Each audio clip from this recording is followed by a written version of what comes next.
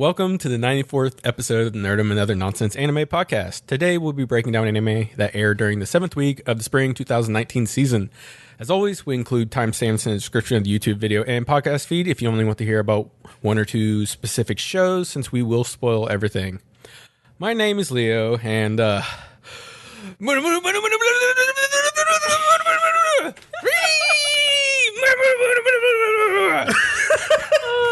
Nice. I can't believe Bcom actually wrote that out 7 pages long. Ooh, feel like I'm having a hot flash. You actually did bring the fire. Good job. Also with me are Bcom and Kat. Hello, I'm Bcom. How's it going? No, we had no idea. I just, new listeners, we're getting them all the time. Have to let them know. Ooh, Kat, what's your nonsense? I got to catch my breath. Oh, okay. So I almost got hit by lightning this week. Damn, just missed. Yeah. Divine intervention. Oh, I know. Shit. I know. So yesterday there was like a crazy monsoon in Indiana. I think it flooded your basement, didn't it, Leo? Yeah, it was pretty intense. And I was driving home. I have it patched up and shit, but it was filling up the walls. I could hear it running behind, and it got to the point it would just kept go farther and farther back until it got past all the patches. And at one point, there's literally a stream coming out from underneath the stairs. It was a fucking battle. Oh, I've never seen it rain that hard for that long. It was something. It gets intense. Sometimes when it rains in Indiana, I feel like that 10,000 Fists song starts playing, and the water just comes down, oh, Yeah, I got on later to play some Destiny, and my buddy, he's central. He goes central outside was turned into a river, which is a road. I was like, shit, dude. Yeah, we don't fuck around with that in Indiana. If it's raining, it's raining! In all caps. The rain's Muda Muda Muda Muda Muda. Yeah. That's what I was just thinking. Pretty much. But yeah, so I was sitting at a intersection, and I was waiting to turn onto this other highway, and there was a utility pole right next to where my car was, and it got hit by lightning, and I was pretty damn close. And fuck, let me tell you, when something gets hit by lightning really near you, it's fucking loud. It's really loud, and it kind of shakes your car a little bit, and you're like, oh, okay. Yeah. But it didn't hit me, so haha. Yeah, and then today I was at work, and all of our power went out at work. Yay! Yay! And then all of our desktop computers, because we're gonna fucking nonprofit, so we all have dinosaur desktop computers. All the battery backups come on, and then for about 45 minutes we all attempt to work. And if you've ever worked with a battery backup on, it just goes beep, beep, beep the entire fucking time you're working on it. I would punched through a monitor if that had gone on for more than 10 minutes. See, I have a battery backup, and I've had the power go out in the middle of the night, and I just wake up to the beep. And it's not a low beep. It's a very grab your attention beep. Yes. So imagine a room full of cubicles, about 100 people in this room. All of their computers are on battery backups. Oh my god. And everyone's computer is going beep, beep. And people are trying to cover their ears. People are stuffing things in their ears.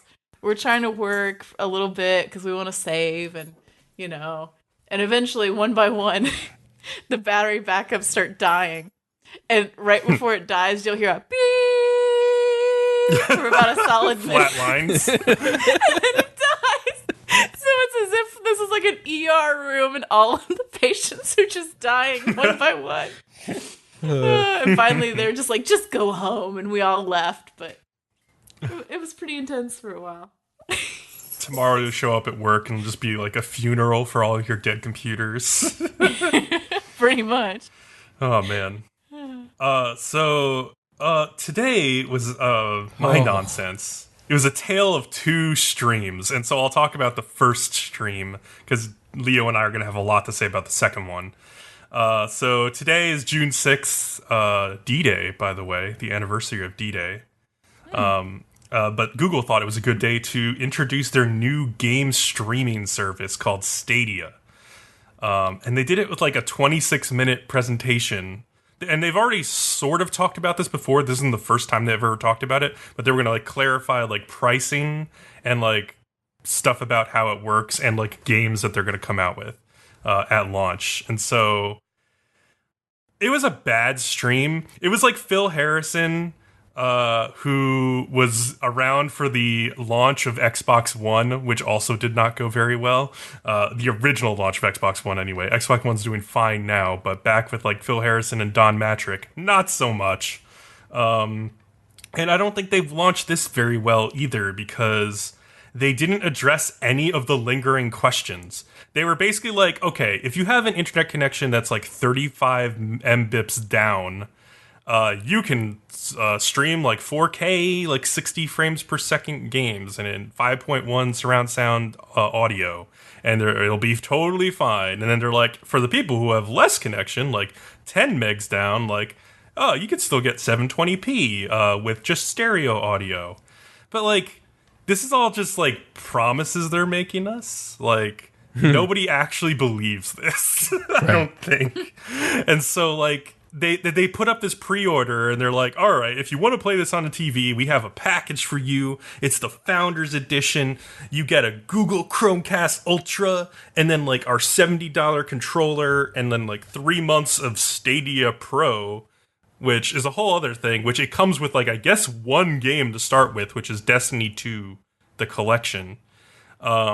And like, apparently they're going to add more games as it goes on, but it's $10 a month. So you get like 3 months of that. And so like all of that for like $130. And I'm like, if anybody pre-orders this today, they're crazy, because like none of this is proven. It's like, and like nothing that they said in or showed in this stream like put any of my fears to rest about like bad latency for streaming and all this stuff. So like I was like pretty like underwhelmed by this whole stream. I was just like, this is dumb. Well, you can play any of the games on any PC as long as it has Chrome, right? Yeah, so that's the cool thing about Stadia, is like you can literally play it on like tablets, certain Pixel smartphones. Unfortunately, I have a Pixel 2, and they were like, "Oh, you can play it starting on Pixel 3," and I was like, "Fuck." And then yeah, you can play it on any like screen that has a Chrome web browser on it. And then if you want to play on your TV, they recommend that Chromecast. But it's cool because like you wouldn't have to download the games because they're just playing directly off of Google's servers. Mm-hmm. So that's the nice part. Like, there's a lot of advantages to this. There's also advantages like couch co-op. Like, they showed off a couch co-op game, and because you can run off of like different servers doing couch co-op, like there's no like ill effects of doing split screen from like one console and having to like lower the resolution. You can play at full resolution, so that's great. It's just like they still haven't really ironed out how all the pricing and everything for that is going to work. Like, say you want to do couch co-op with 4 people, that means you're using like 4 times the servers. Can you do that with 1 account, or do you need 4 accounts to do that? I don't know. They didn't really answer that question. There's like a whole bunch of questions they have. Anyway, I was underwhelmed by this stream, except for the Baldur's Gate 3 announcement, which is fucking cool. That's awesome. But then there was another stream that came after. Oh, boy. Leo, tell me about this stream. Okay, so just a little while back, Bungie, the creators of Destiny, they parted ways with Activision, which, which means the only people they answer to is themselves and the players. And their stream today definitely showed the merits of that. And they threw Activision under the bus a couple times. Oh, they did. They were like, there were capital R reasons why we couldn't do these things before. Yeah. So I think that came up with the cross save, which we'll get to in a minute. But so they had a very long stream, and they were talking about what the new stuff they were going to do. They've kind of, this is really cool. They kind of officially starting to call Destiny an MMO, which shows really good signs for the future. So they're also coming out with a new expansion, Shadowkeep, at in September 17th, which looks really, really cool. And this expansion came from the moon. Yep. So we're going back to the moon, which is totally fine because we haven't seen the moon for a while. They're also improving the RPG element, and you got to see a little bit of what they're doing that in the Shadowkeep. So, and a large part of the community wanted this to be a better MMO and more RPG related, and that's what they're now doing, which is fucking awesome. Probably one of the biggest ones now is now cross save. And I don't know. Holy shit! And I don't know I'm if you so know. happy. Oh, that was the biggest thing. Kat, I don't know if you know what cross save is, but like Destiny is on PlayStation, Xbox, and PC. But I play on Xbox, so I can't play on PC or PlayStation and still use my same account. But with cross save, I now can. So like when the cross save finally comes out, I can stand right up from my chair where I play on my Xbox and go over to my PC and play on my PC with my exact same account with all my gear and everything.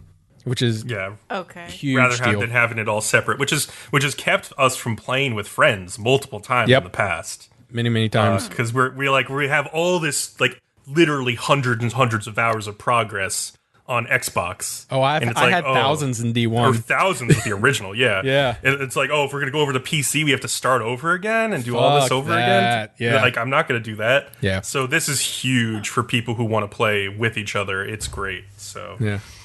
Okay, I'm very dipping my toe into the MMO thing. Mm-hmm. I mean, I have people in my life who keep wanting to get me to play like Elder Scrolls and shit, and I'm like, but it's such dull colors. There's nothing shiny.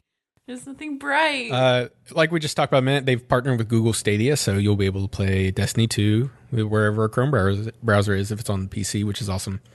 They've also done this really cool thing for like somebody like you, Kat, if you wanted to play Destiny with us.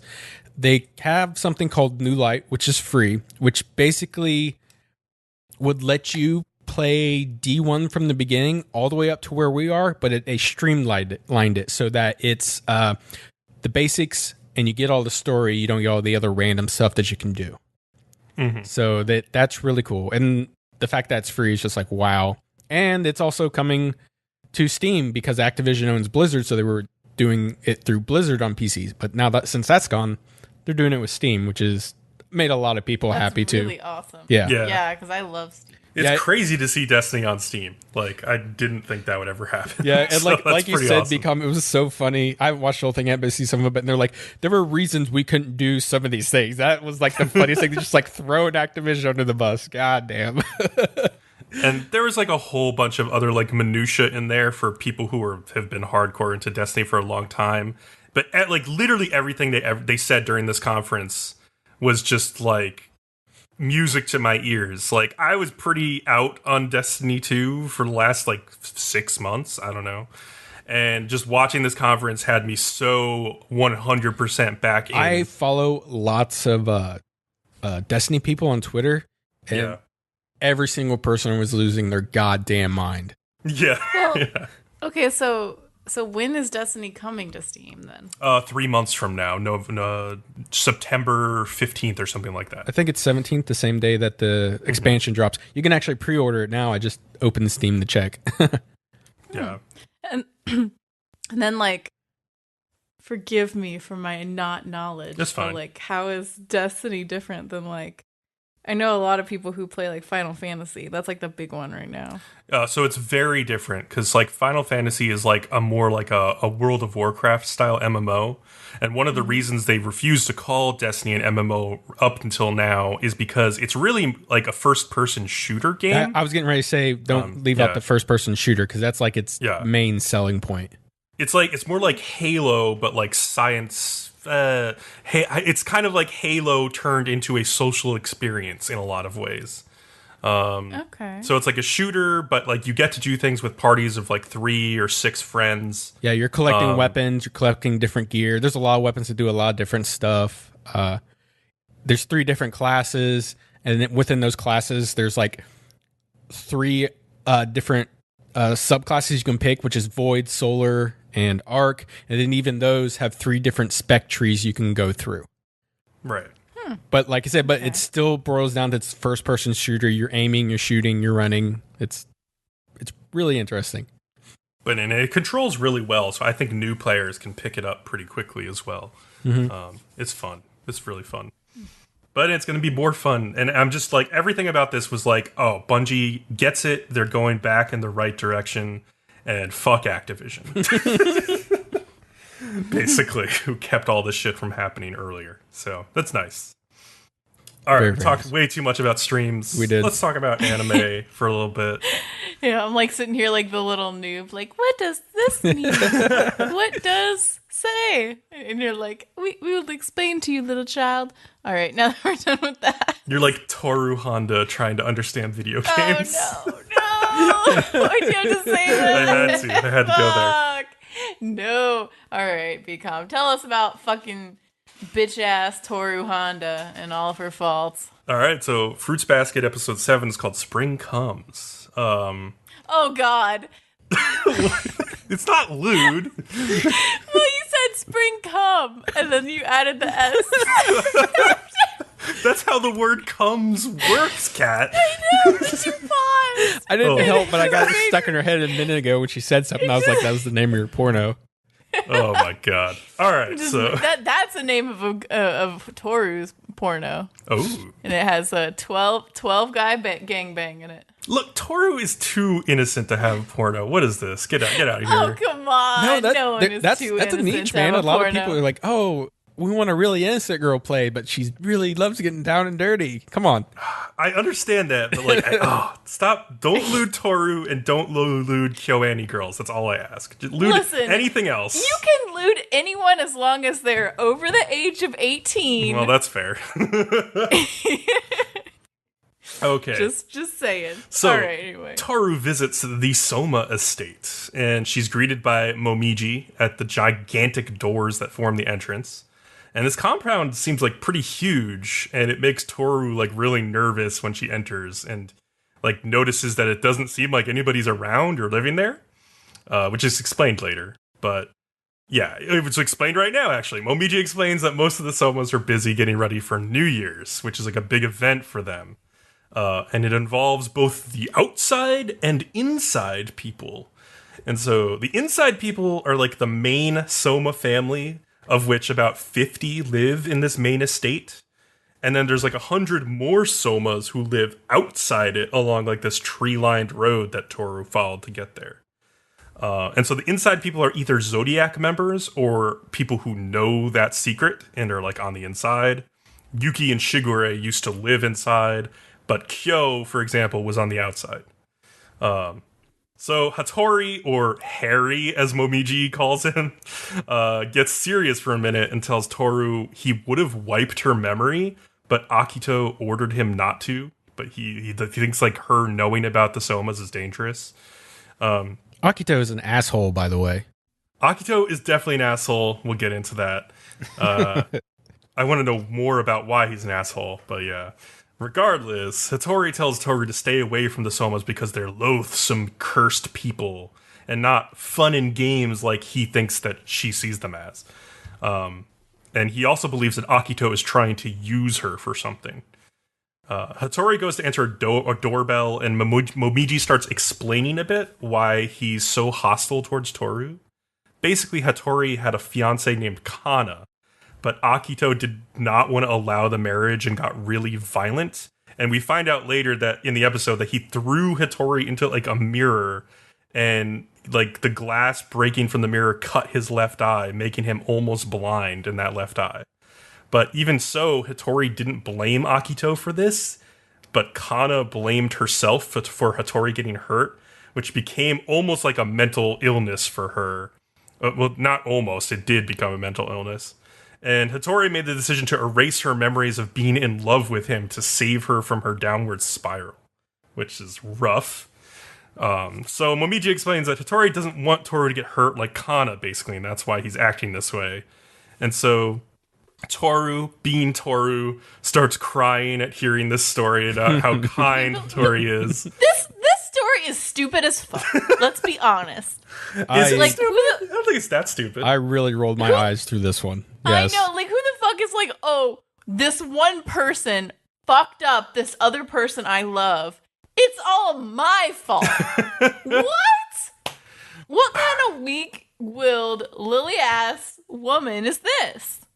Well, Yeah. Well, I mean, like, and later in the episode, we see that Akito, like, gets in her ear, like, when it's happening, and is like, this is all your fault, blah, blah, blah. But even then, I think my, like, reaction to that would be like, fuck you! Yeah. Fuck you, and fuck the horse you rode in on!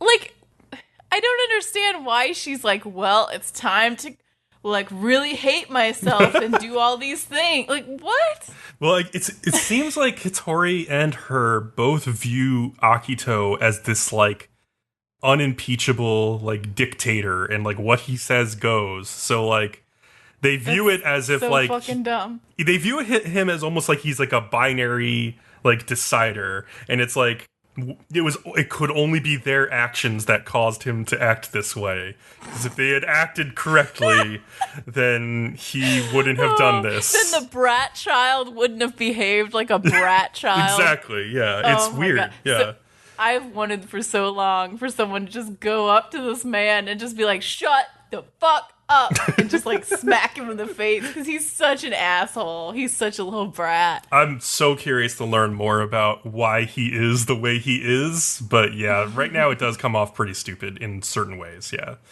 And he's like, yeah, Toru's like, even if I'm being used for something, I would never regret meeting the Somas, because she's Toru. And Hattori overhears and like a this. sad violin is playing in the background. Yeah, pretty much. It's all very dramatic. Yeah.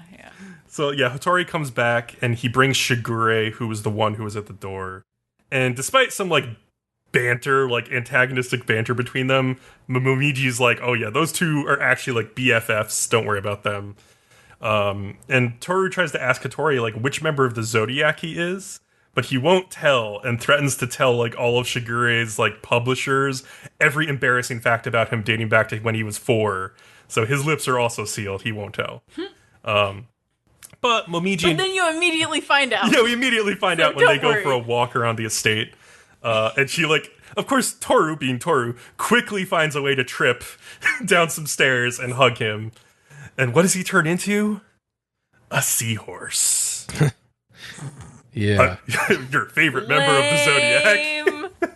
Yeah, the one you didn't know existed. I was going to say I apparently. didn't know he was a seahorse was on the Zodiac, so that was new to me.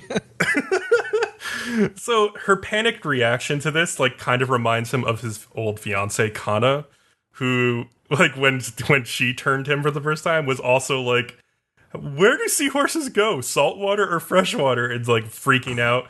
It turns out later in the episode that saltwater is the correct answer to this, and freshwater would like literally kill them. Yep. And so Hattori remembers falling in love with Kana, who lit up his cold, dead heart with her warm, spring-like demeanor. And he remembers her asking him what becomes of snow when it melts. And he's like, well, water, duh. And she's like, no, spring comes. Which, that was the point in the episode where I was like, all right, this is fucking bullshit. I would have answered water too, and I would have been pissed. Be like, yeah, whatever, girl. Like, being fucking know-it-all. You think you're clever. Yeah. And yeah, even when she found out about his true nature, she like still accepted him and asked him not to reject her because she loved him basically unconditionally. And so they spend like 2 short months together, and then they're like, all right, we got to go to Akito. We got to beg him to allow us to marry. Yeah. Who the fuck is like, I've spent 2 months with this dude in today's day and age. Let's get married. I think a lot of people do that still. Nuh-uh. 2 months is a long The time, only Kat. reason- We're in the social media generation. That's like 70,000 tweets. The only way that happens is if someone is preggers. Let's be real. Otherwise, you're going to wait longer than that. So, as we saw before, though, Akito, like, flipped out, and he was, like, yelling that he wouldn't give Hattori to someone like Kana, who can't even lift their curse. And he kept screaming that it was Kana's fault if Hattori went blind from the cut in his eye, and that all leads to her mental illness. What the fuck is going on? Yeah, this guy is crazy. I mean, obviously it has to do with this curse and his obsession with it. But yeah, Akito was even the one to suggest to Hattori that Kana would want him to erase her memories. And so he does. He goes and erases her memories. And after doing so, Hattori prays that Kana will find someone else who will make her happy at least, even if he has to return to his frigid, cold loneliness for the rest of his life. And in the background, like a used song plays as he says this. So Tori wakes up. He's naked after having changed back from his seahorse, and Toru has put his jacket over his naked body and runs off to find his shoes. But just then, Kana, this is 2 years later, obviously, walks by talking with two girlfriends about her new fiancé. And she's like, oh, he's so great, but he's not as hot as Hattori. Jesus. That was my dream guy. And she's like, but he doesn't love me back, so I guess I'll settle for this schlub. But I love him, but he's a schlub. I'm like, okay, well. And so he's like, man, I guess I can endure the winter forever as long as Kana is happy. But then it begins to snow, and he asked Toru, like, what do you think becomes of snow when it melts? And she's like, spring comes. No matter how cold it is, spring will come again. It never fails. So no. Why did you have to say it that way? I have to. It's gonna fucking kill me. I have to say, I was like kind of moved. I was like, oh, spring will come again. Moved I was kind of moved. Garbage. I know it's garbage, but I was like, oh, that's sweet. Toru's so nice. I'm like the perfect so Fruits Basket fan. Empty-headed. She has nothing inside that head of hers except like a piece of dandelion fluff. As Satoru goes to leave the estate and Shiguri finds her and like jokingly asks Satori, have you been sexually harassing her this whole time? I was like, okay, calm down, bro. And then once Satori leaves, lots of spring coming. Nothing to see. Akido is like driven past Toru in the back of a car, and you get this like significant look. And she then seriously asks Shiguri, like, what the fuck is this curse and how she can help? And Shiguri's like, I think you could just help by being yourself, and I don't think I should tell you about this curse yet. And that's where it ends. Oh, the pain. The pain. It was a little painful to watch that whole episode. It was a bit cheesy. I did like how they told the backstory of Kana and Hattori. I think he is like super overdramatic, and so is she in the ways that we already outlined. But I don't know, something about like that final scene where he sees it start snowing again, and he's like, oh yeah, I'm gonna be totally fine being a frigid, dead person for the rest of my life. And then he's like, fuck, no, I'm not gonna be fine. Like that was the moment that got me a little bit. But that was probably the only moment in the episode that got me like that. For some reason, it was just so emo-ish. Like, I understand it was supposed to be sweet, but I just couldn't stop like hearing in the background like the I'll be just fine pretending I'm not. You know exactly what I'm talking about too. Yep. Oh man. The emo kids from the 90s. Yep, pretty much. Dashboard Confessional just blaring on the radio. All right, let's move on to JoJo. Muda Muda Muda Muda Muda Muda. Yay. Episode 31, Green Day and Oasis Part 2. We start off with a quick recap at the end of, what happened at the end of the last episode.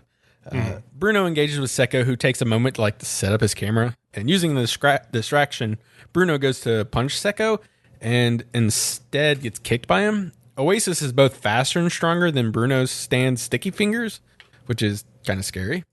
Yeah. But it turns out that's partially because Seko is using his stand's ability to make the ground more elastic, and he's using it to bounce his punches up from it and hit harder and faster. Bruno barely escapes by unzipping the ground around him, and he falls to a lower level. This also confirms to Seko that something is going on with Bruno's body, and he is not affected by Green Day. And then we who's not affected by Green Day? Speaking of emo fans. Modern music fans. Yeah. We leave them and we spend the rest of the episode basically with Giorno and Mista, who make their way to the top of the building that the helicopter is anchored to by that tree. Mista is now in range and fires 5 bullets into the helicopter to kill Chocolata. But once inside, the bullets can't find him. And then mysteriously, bullets 2 and 3 get taken out, and then 6 and 7, and one's just looking around in horror and can't figure out where these attacks are coming from. Where's bullet number 2? Their voices are so annoying. Yeah, they're kind of crazy. Oh, God. Oh, you think their voices are annoying, but yeah. you don't think the crow from Demon Slayer is annoying as practically fuck. the Totally same. fine. They're practically the same. Oh, But number 5 ended up staying with Mista to relay what's going on inside.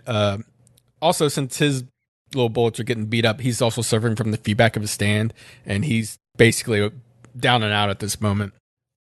So Giorno decides to take a crack at it and climbs the tree to the helicopter. Mista also sends number 5 along to assist Giorno. And while Giorno is peering inside, he suddenly gets attacked by Chocolata, who has cut himself into multiple pieces and explains that he can keep himself alive by covering up the ends of what he cuts off with his mold. We are It's just like his stretching spine and shit. Like his spine's like hanging out, and I'm like, we are really stretching this Stan's abilities. Wait, I love how he just stabs himself repeatedly too. He's like at one point. yeah. I'm like, God damn it, dude. You have issues. He's pretty Just nuts. Calm down. Oh yeah, he's got some serious issues. The second attack surprises Giorno, and he almost gets forced down off the plane. He does take a little mold damage to the head though, because it like dipped him down. As he tries to get back in again, he gets attacked again by like a disembodied leg. He still manages to hold on though, and then Chocolata then extremely quickly stitches himself back together, and then just starts beating on Giorno until he knocks him from the helicopter. Yeah. Like he stitched himself back together in like second and a half, if not faster. Yeah, that was ridiculous. Giorno's flying away from the helicopter, but number 5 quickly fires the bullet that Mista gave him through Giorno's hand, and Giorno turns it into a branch that he uses to run back to the helicopter. Chocolata quickly starts to dip the nose of the helicopter, that then causes the branch to start to mold and disintegrate. The branch gives away, and Giorno quickly kicks like a molding piece up into the air. That piece then turns back into a bullet since the mold killed it and shoots through Chocolata's head.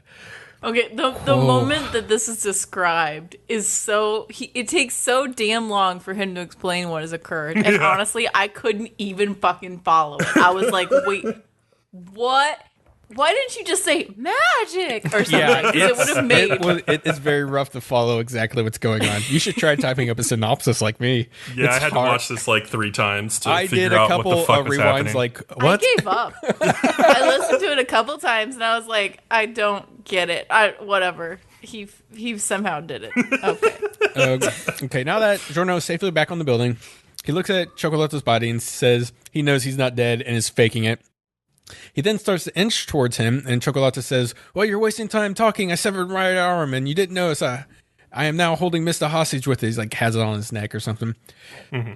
Giorno's like, yeah, I was wasting time because that piece in your head, I turned into a stag beetle, and it crawls out of his head. I honestly did not understand what the hell was going on at this point. Yeah, it was like a bullet that was also a stag beetle at one point. Like I don't know, man. Now it's a piece of his brain. Golden Experience is a fucking mind fuck. Yeah. Like I understood it when I was watching it at the time, but I don't think I can accurately describe what happened now. Golden Experience is like everyone in the room being on acid all the time. Pretty much.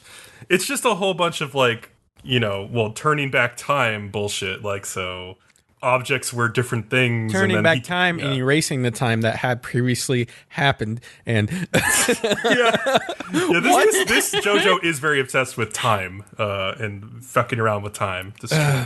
So Giorno has had enough, and I looked at the timestamps. We do get a solid 30 seconds of Muda Muda Muda punches.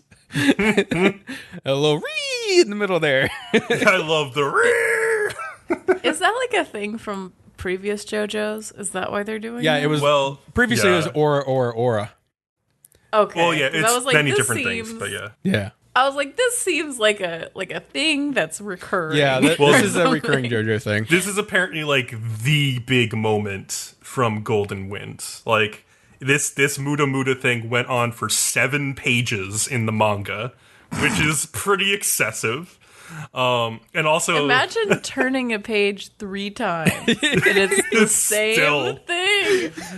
That's how I feel. And you're like, I feel like I would feel like cheated. I'd be like, I bought this fucking manga. This is all I get. That's how I feel about a certain chapter when bad things are happening to Casca in Berserk, which goes on way too fucking long to be like any level of like, I don't know, acceptable. Anyway, I'm sure I pissed off every Berserk fan, so hi Berserk fans. I mean, if you're a Berserk fan and you're watching the current anime, I mean, I don't know if I Well, care. no, I don't think that's the same people. Well, I mean, you'd be surprised. I sadly know people who are watching that, and it hurts my soul. Oh, so one of the other cool things at the very end of this episode in the credits, there was a credit for the Muda Muda staff, who I guess were just the people who literally animated like the 30 seconds of Muda Muda punches. So that was cool. Oh, nice. I mean, that is cool. So at the end of all those Muda Muda punches, Chocolata finally ends up in a garbage truck dead. And I was totally like getting flashbacks of watching the Teenage Mutant Ninja Turtles movie when Shredder gets, spoilers, Shredder gets thrown in the back of the garbage truck and like, closes in on him. It's true. Yeah. Nice. And then suddenly behind them, like a cell phone rings and they think he must have been on the phone with somebody during the fight. It was Sekko. Oh, this part. Okay. I'm so psyched. Okay, I'll set you up. It was Sekko trying to call him and he realized he has 2 voicemails. It's from Chocolata, and he says he took out Mista, and he's going to take out the newbie Giorno next. He also promises him head pats and sugar cubes.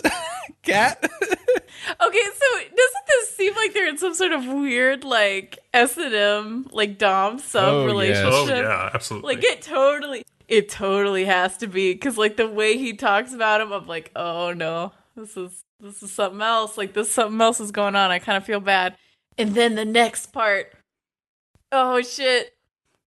Oh yeah. Then he's also very arrogant because he's like, and I'll win, because I'm awesome. And Giorno's just a newbie. And then he finishes the call by telling Sekko he loves him. Yes. Which is interesting because this also makes Sekko get like really serious for some reason. Well, it may have been like the first time he's ever said it. Like, No. I don't know either. I love it when I get this sort of shit. So this almost redeems them for not being the hot gay couple from before. You turned around 180. It's almost. Okay, almost. Redeems them. Kat may not know who this guy is in the last scene, but this is Polnareff, who is from Bizarre Adventure, JoJo's Bizarre Adventures. He's also in a wheelchair for some reason, and he's watching Bruno getting ready to fight with Sekko. Well, wouldn't that mean that he's the guy that called them and told them to come there? That wasn't his voice, though. That was on the computer. Maybe it was like a distorter. Maybe. Oh, maybe. Because he did say, like, I can't come to you, I'm injured. And him being in a wheelchair would match that. That's true. Oh. Yeah, but why would Polnareff know something about the... Well, I don't know fucking anything about Polnareff, so I don't know. Why the fuck is Polnareff in this anime? Interesting. I guess we'll find out. God. Yeah. Cool. Anything else before we move on?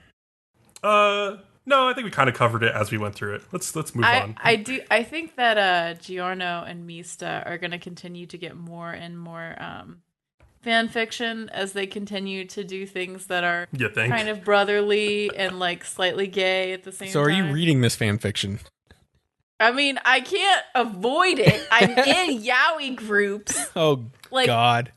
This is the danger of being in yaoi groups. It's like you'll just be scrolling through your regular timeline, and then all of a sudden it's like, gay sex! And you're like, oh! And you gotta like scroll past. Make sure nobody's looking over your shoulder. Yeah. I'm sure Mista will shoot all of his bullets into Giorno, and it will be great. Oh, fuck that. Okay, next show, Demon Slayer. The other way. Okay, so right. Demon Slayer, episode 7. Yeah, it's still me. Muzen Kibitsuji. Blah, blah. Michael Jackson. Okay. I'm bad. I'm fat. Weird Al's version. Weird Al, yeah.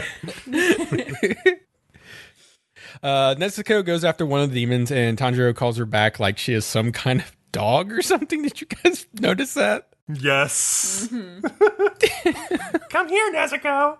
Come here. Right now. Coaching. Sit. Stay. On her way back to him, she gets attacked. Wait. What? Wouldn't that make her the perfect waifu? Isn't that why everyone loves her so fucking much? Because Yes. she's hot, she can't say anything, and she's like a dog. Mhm. Yeah. Yep. Oh my god. Man's best friend. Every day we stoop further and further. On her way back, she gets attacked, but like easily dodges it, and that makes Tanjiro realize she is a demon now and can probably take care of herself. He then tells her to go guard the two humans and goes underground into one of the demon pool things. Awesome. Cats are making a lot of noise in the other room. What the fuck are they doing? Anyways, I'm going to take a drink before we start this next part because it's going to take all three of us to figure out what the hell's going on. Oh, let me know if you can breathe while you're drinking. That would be great to know if you can. So he first calls the place he is in a swamp, and later mentions he is also in the water. So swamp water. Okay, sure. But he can still breathe somehow because he says the air was thinner on the mountain than it is here that he trained on. And like, if they had just said water breathing form, breathe underwater, I would have been like, okay, Yeah. that makes sense. But they didn't say that. He also has a technique that can only be used underwater. He calls the technique the sixth form whirlpool. That was actually a pretty cool Yeah, technique. he uses that to like barely quickly dispose of the two demons that are attacking him. They didn't stand They a get like chance. ripped to pieces by the whirlpool. It's Yeah. pretty awesome. Afterwards, he grabs like a piece of clothing that we can't see yet and swims back to the top because he says he can't breathe. He also keeps like burying his teeth underwater and like opening his mouth. And it's like, first of all, it's like dirty ass swamp water. You wouldn't open your mouth at all. Oh, I forgot to put in my notes that he fucking smelled them coming. Yeah, he smelled their scent getting closer. I didn't know if you In don't the know stinky this. swamp. Humans can't smell underwater. It's physically impossible. So, like, I am just questioning. I'm like, can you or can you not breathe underwater?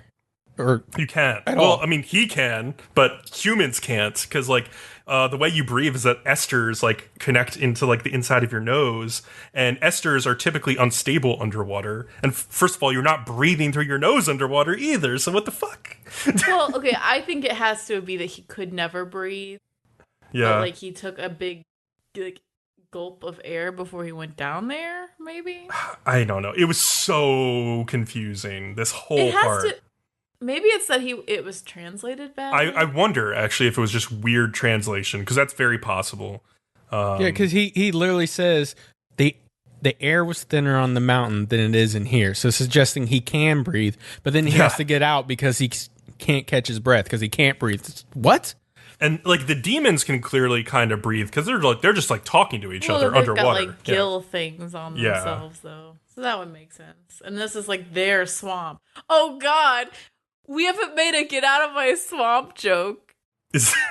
What? What is that from? What do you mean, Shrek? Oh, okay. I haven't seen Shrek in a long time.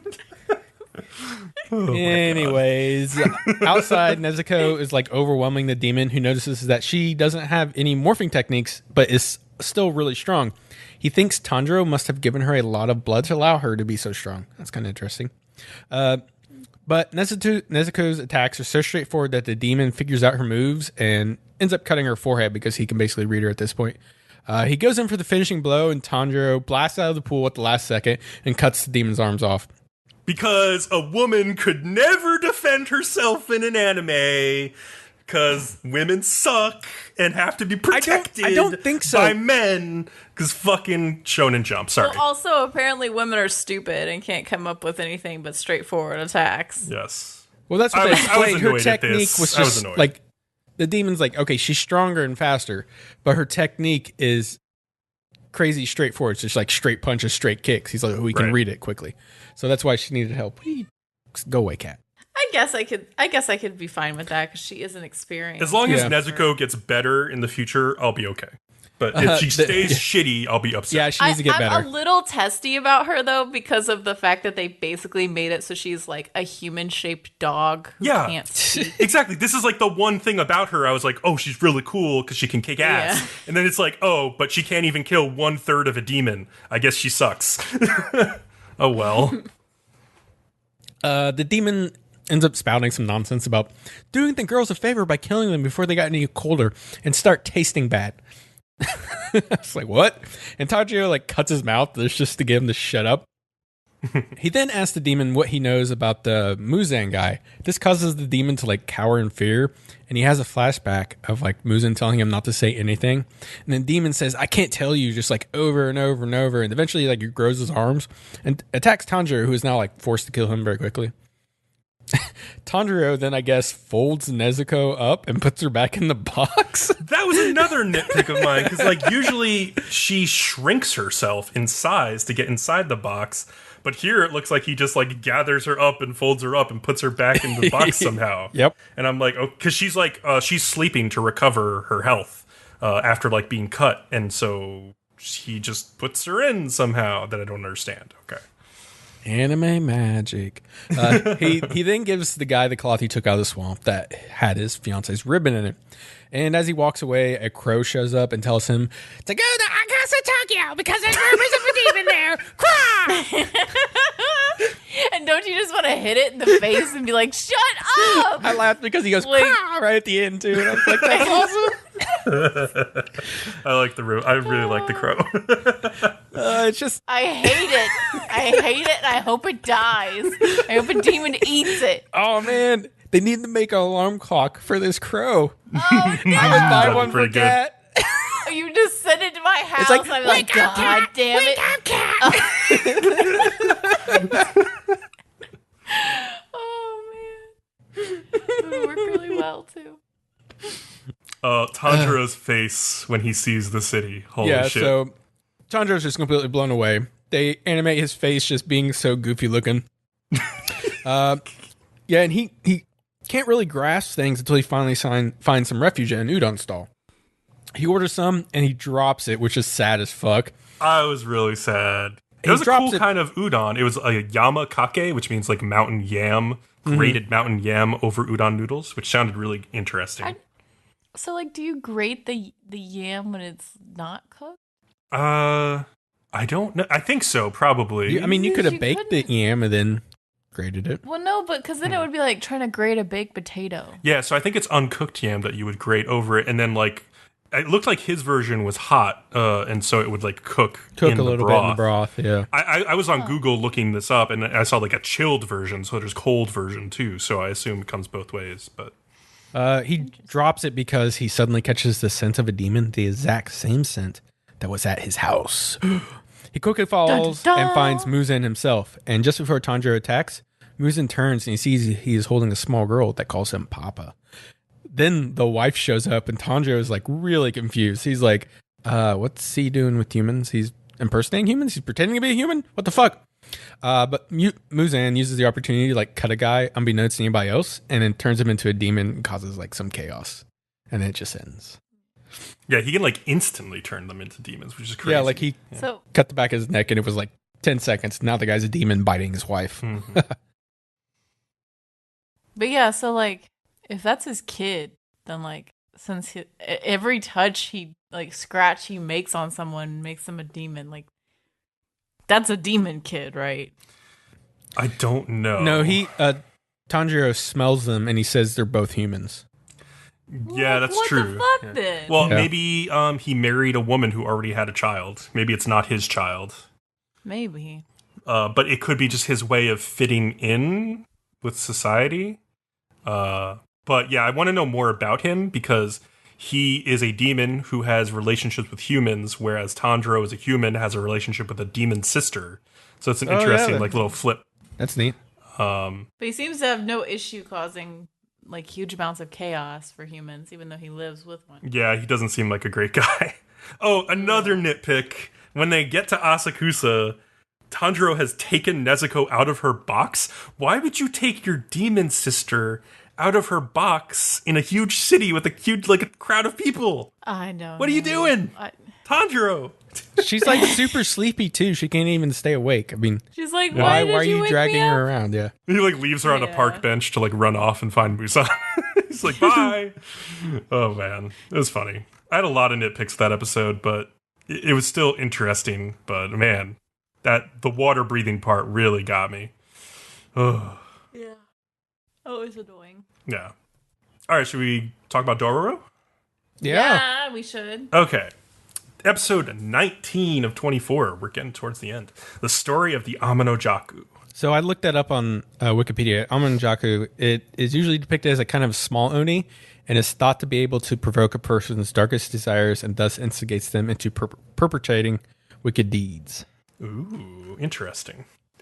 So Dororo and Hyakimaru are on their way to find a sword maker or a blacksmith named Mune Suna to hopefully repair the broken katanas from, or the one from Hyakimaru's right arm at least. And I guess the left one is also pretty chipped from all the use it's been getting, so they want to repair both of them. They're fucking butchered to no beyond, dude. They're bad.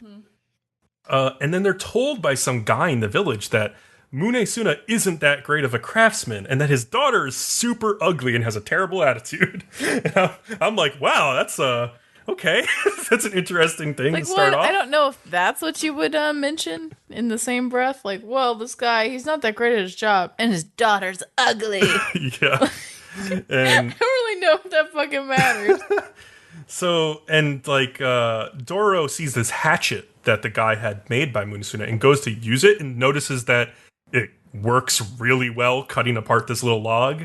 Yep. And so they go to meet the daughter, Okoa, and she is super cute. So something weird is going on, obviously. We already can tell from the start. So Okoa claims that the townspeople always just lie about her father, but they keep coming to him for help anyway. And Hyakimaru, he's developed this habit of rubbing his face on new things he meets. Like at the beginning of the episode, he rubs his face on a horse. And he's like, oh, look, Dororo, it's a horse. And the horse gives this like goofy smile at Dororo too. It's really funny. But anyway, now he rubs his face on Okoa's forehead. And Dororo's like, no, stop. You can't just do that. But Okoa, it's too late for her. She's already like fallen in love. like with Hyakimaru. And yeah, when she introduces them to her father, she whispers that Hyakimaru probably wants to marry me, by the way, and you should fix his swords too. So yeah, Mune Suna notices that like Hyakimaru's swords have killed some very impure things, and so they go to purify the katanas at a temple to Bishamon. And there's something on the roof.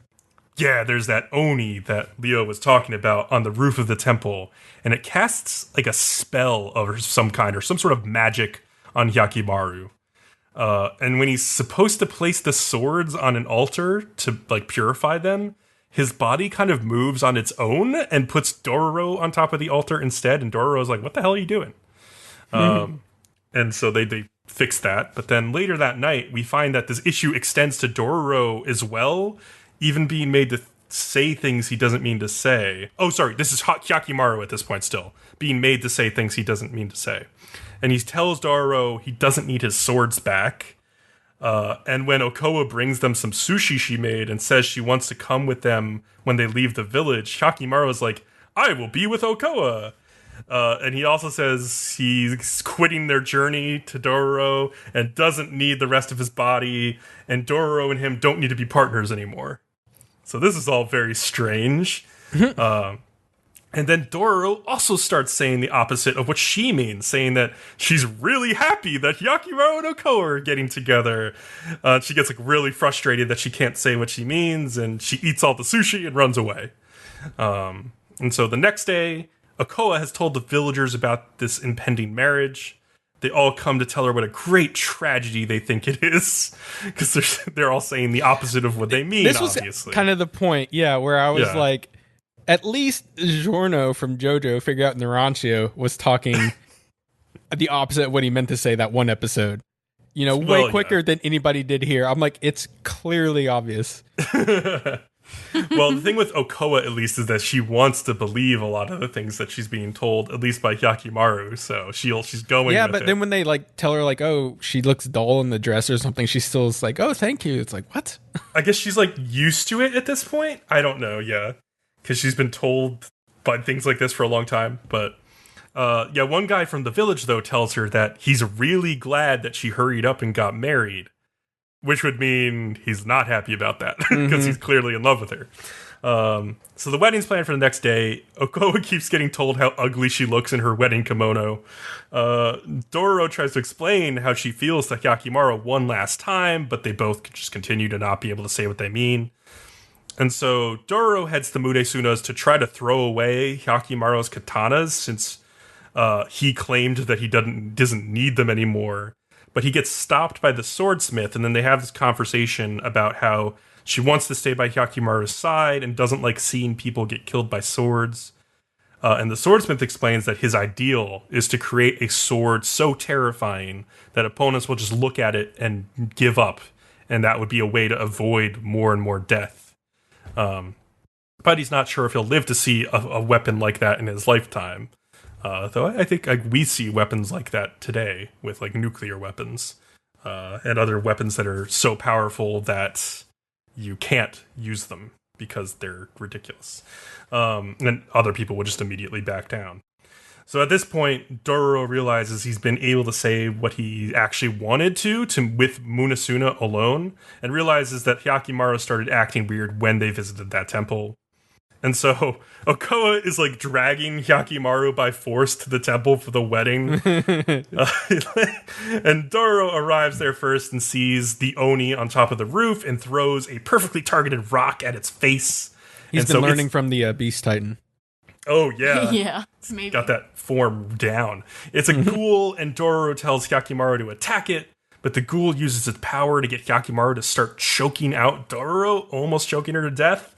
But luckily, Munesuna figures out what's happening. He knocks the ghoul out with a club and explains that there was a legend of this Amano Joku like spreading mischief in the village, but he didn't know if it was real, and it had been confined by these Shotoko gods to the temple until Hyakimaru had arrived. And so, at this point, Okoa finally puts things together and realizes, like, everyone's been speaking in opposites, and sees that Hyakimaru didn't actually want to marry her. Took you damn long enough. And so she kind of announces what happened in front of the town, and then, but also the guy who was in love with her, who couldn't tell her how he felt all this time, finally can, and he proposes to her, and she's very happy. I cannot believe that this dude proposes to her, and she's just like, oh, okay, I guess we're gonna get married fucking now. She wanted to get married to anyone who would have her. What the fuck is this? Like, Kat, girl, you are kind of hot, and your dad has a decent business. Why the fuck are you going around all man crazy? Like, let me just marry any guy who can't run away fast enough for me to drag him down the street. Kat, this is proof that negging works. Oh, because she has been negged by her entire fucking village. Constantly. And now so the one destroying little bit. someone's self-esteem bit by bit does work. Apparently That's correct. Whether you're a man or a woman, that does work. Oh my god. Holy shit. Well, it is like the first nice thing she's heard in however long that wasn't a lie. So yeah, I can see it from her point of view. A lot of the scenes in this episode just looked like those weird cake toppers that like people who get married and you know they're gonna get divorced in a year use. Oh. You know the ones where like the guy is trying to run and the girl's like grabbing him. Yep. Yeah, I will say this episode was like a breath of fresh air because it's just been so serious lately, and this was just a fun and more lighthearted episode. Yeah, it was just really nice to take a break from the seriousness of the rest of the show, you know? Yeah, and Hyakimaru gets these like pretty sick katanas back, so he's ready to go for more adventures. Yeah, he's ready to kick some more demon ass. Also, if you recognized Okoa's voice, it might be because she played Rika Takarada in Gridman. Voice actress is Yume Miyamoto. She was pretty good in this episode, I thought.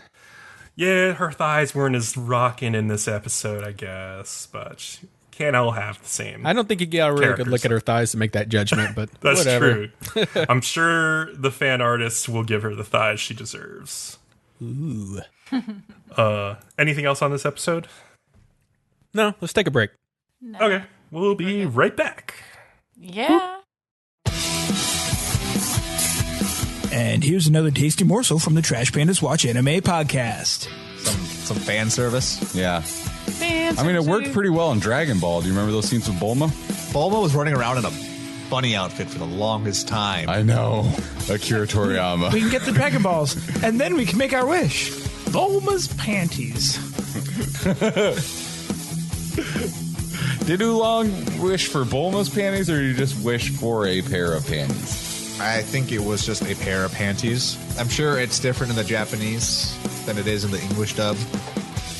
But, yeah, he just wished for panties. They're probably used. As always, you can find us on Facebook and on Twitter at Trash Panda Anime. You can find us on our website, tpwapodcast.com. You can also find us on assorted sites like SoundCloud, Stitcher, and iTunes.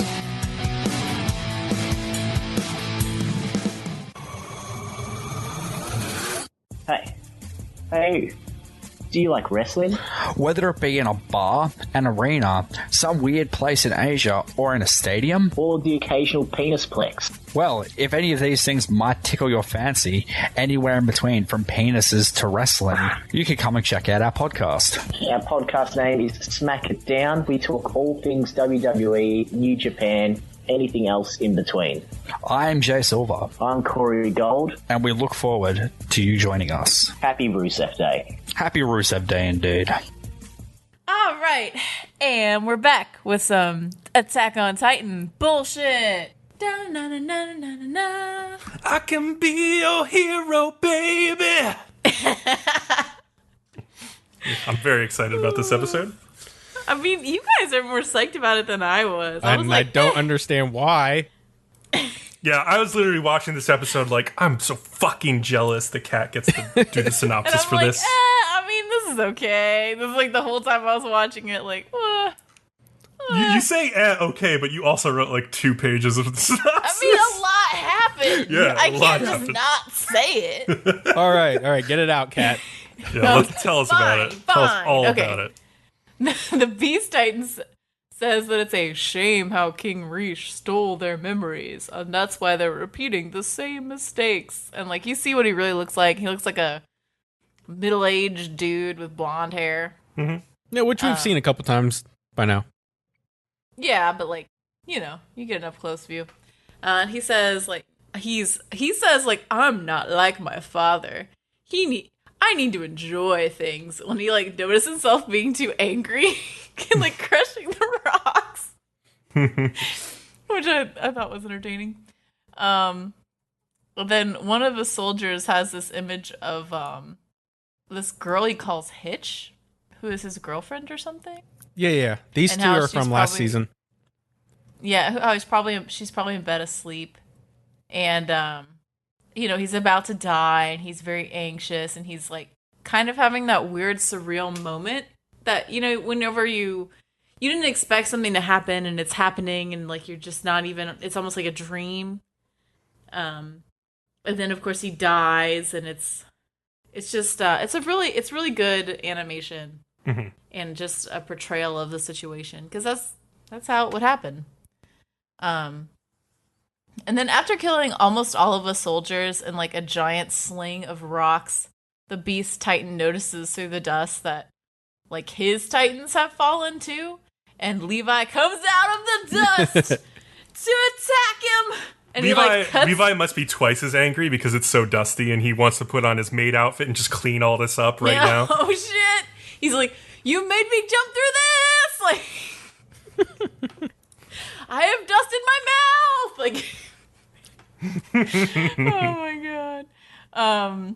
So he comes out of the dust and cuts the Beast Titan's hand, like, in half, then, like, swings in from behind and, like, tries to cut open the Beast Titan's nape, but he covers it with his hand. So instead, he cuts out the Beast Titan's eyes. Then he cuts at his leg so he'll fall. And the Beast Titan's just like, fuck! Like, what happened? Dude, I wasn't Levi expecting this. Fucking works him over with no pause whatsoever. Like, they should have played that Britney Spears song, like, you better work, bitch, like, in the background. Anyway, so Levi cuts at the nape and gets the guy out. And he, like, shoves his blade into the man's mouth and is like, can you transform? Like, since he's so damaged. Mm-hmm. And he thinks to himself, like, okay, I've got this injection. I can turn someone into a Titan and have him eat this guy so that we have the ability now. And that was his mistake. His mistake was thinking about saving someone's life instead of just killing this dude. Mm-hmm. Well, and he's desperately looking around for like someone who isn't dead. But I was just thinking to myself, like, why don't you just stab yourself with the injection, eat him, Because he and wants then to you've save solved someone. the problem? But like, it's more important to get the ability.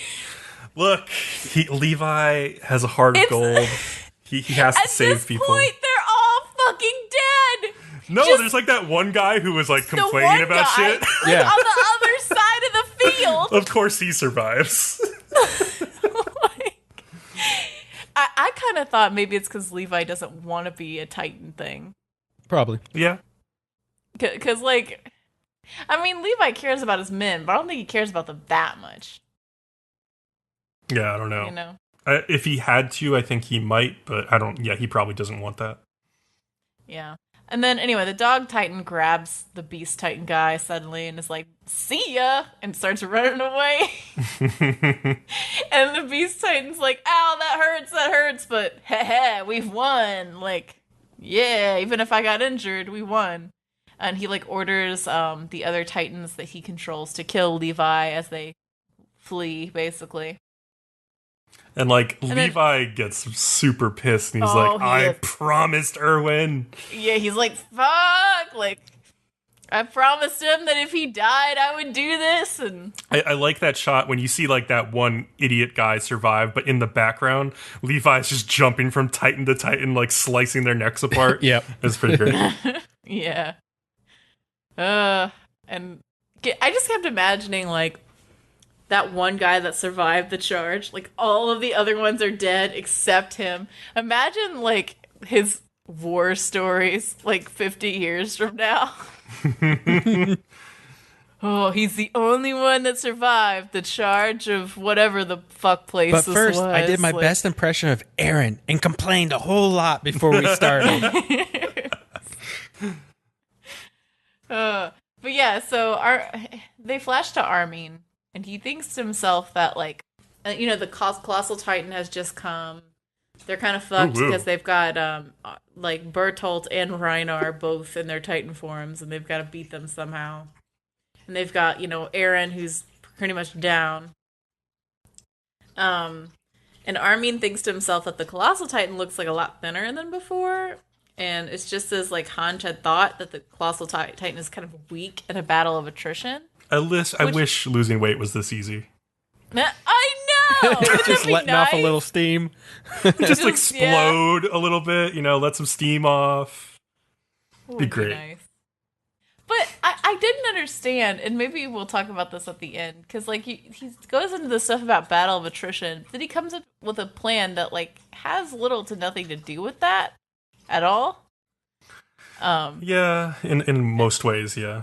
And I'm kind of like, but you were saying this? So I'm not really sure what that I mean, was he about. does have to use his ability for an extended period of time on Armin. So there is that. I guess. But yeah, it was a little weird. But yeah, Armin decides to defeat Bertolt with Eren, and he's like, everyone else, you guys handle Reiner. So Armin seems to think that if his plan works, he's gonna die, and he's just like, he has this monologue where he's like, well, I'm very sad that I won't get to see this sea.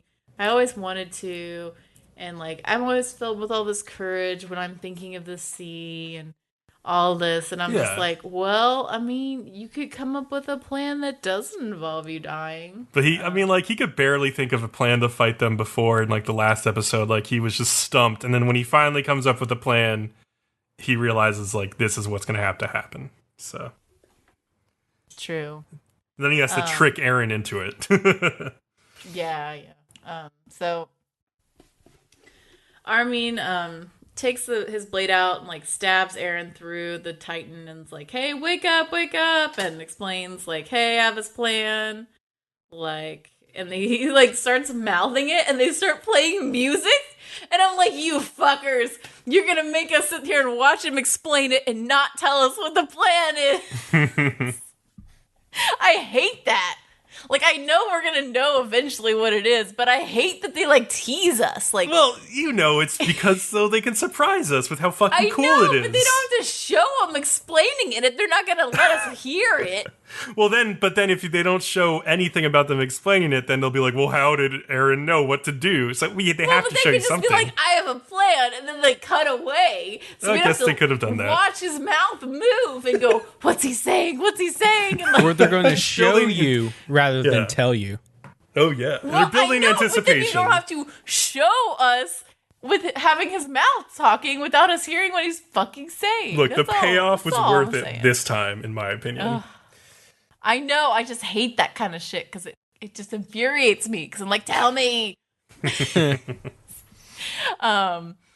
But anyway, and then he's like, as long as we properly execute this, and we trick Bertolt, like, this battle is ours, like, we'll be good.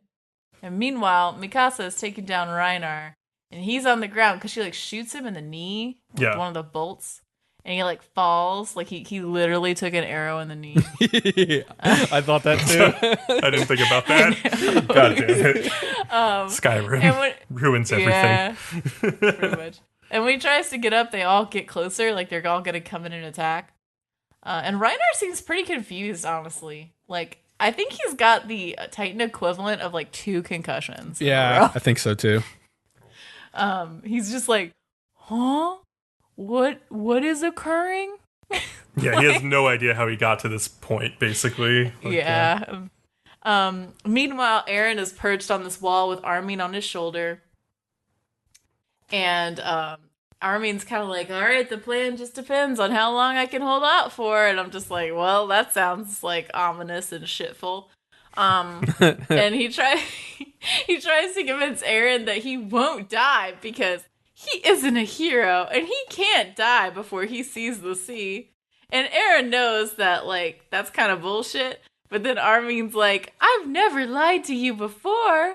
Like, don't worry. And that's, like, always, like, when someone says that to you, you're like, oh, you're fucking lying to me. Yep.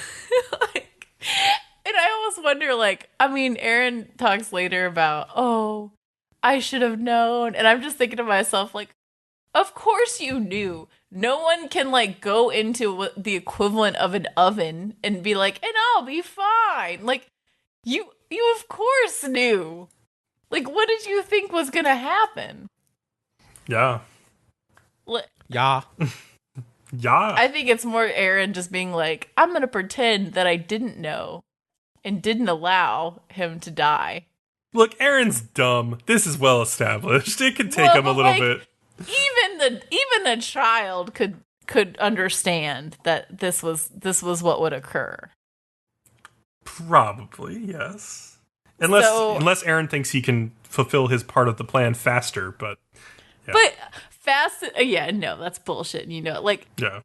It's really, I think about Aaron being like, I'm gonna have plausible deniability for myself that I didn't know that this was going to kill Armin. That's really what I think it is. Yeah. Yeah. So anyway, suddenly Aaron falls off the wall and Bertolt's like, oh, he's fallen. Like, haha, it's my chance. And he goes to smack and kill Armin, but Armin jumps into the air and, like, hitches himself to Bertolt with his equipment.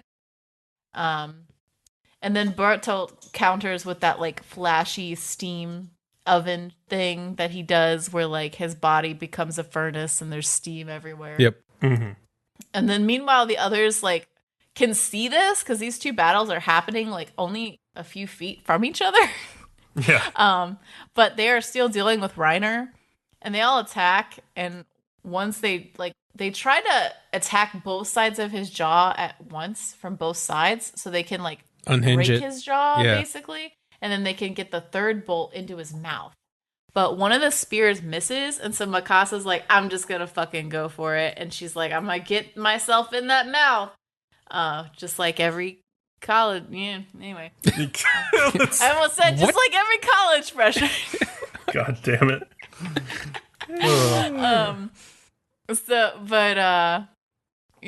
And then Armin, meanwhile, has anchored himself to the bones in the teeth of a Titan. So the steam isn't throwing him off like usual, just as Armin planned, apparently. Because like the skeleton remains intact while the steam is emitted. Yeah, but like unlike his flesh. Yeah, which is being used to create the steam. Yeah. Yeah. And I mean, it's like, I love it how Armin's like, this is just as I planned, and like, but he's getting horribly burned. Yeah. And it's like, haha, this is exactly what I wanted. It's like, well, okay. And he basically just trusts Eren. But like, he also knew he was gonna die. Yeah, like, I don't like that shit where they're like, I trust Eren. I'm like, but this is your plan. You know you're going to die. You have no hope of life.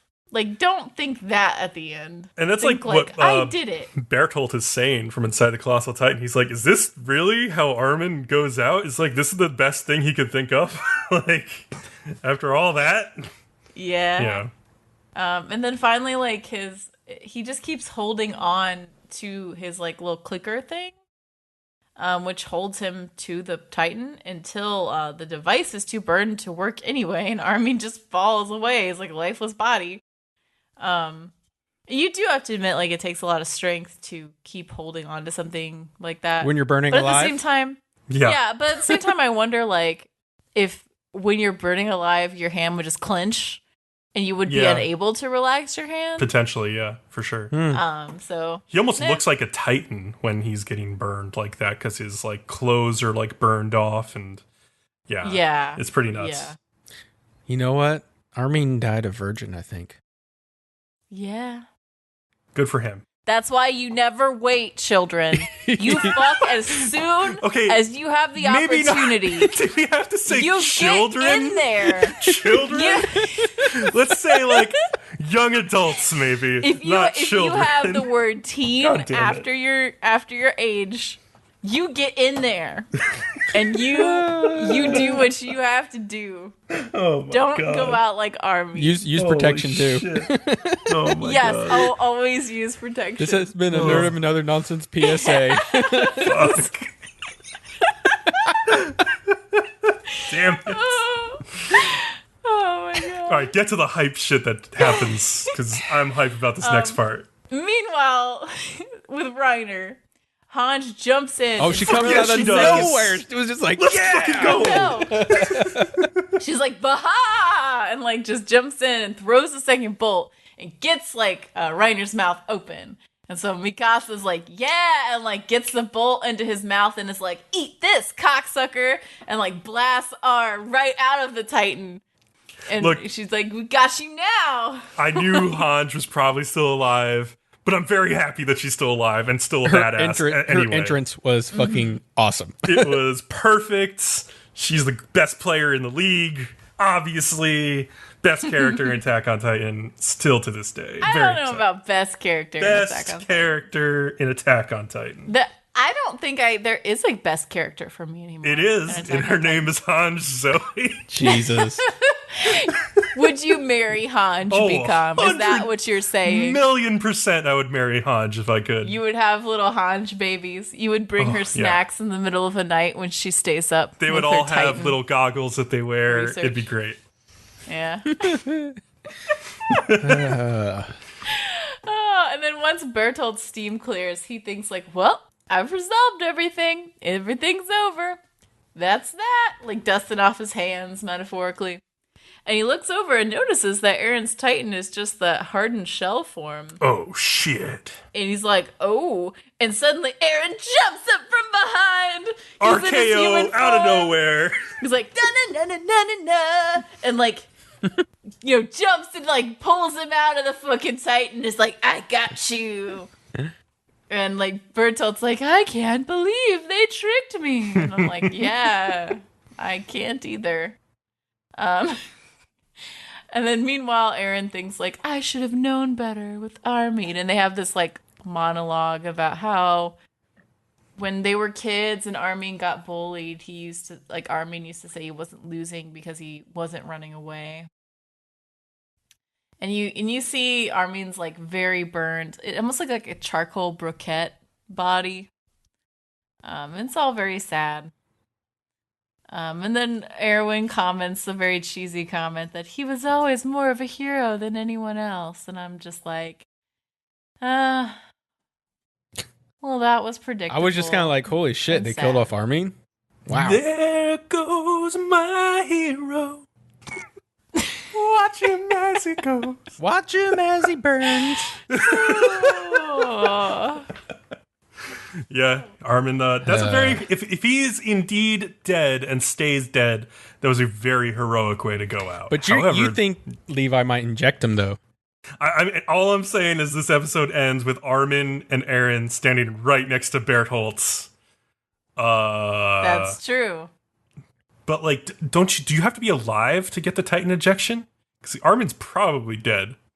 But maybe it can be, like, right after, sort of like CPR or something. Yeah, well, also in the preview for the next episode, at the end of this episode, they show that one guy who survived the battle, he's carrying Erwin with him. So Erwin's still alive, just injured. Yeah.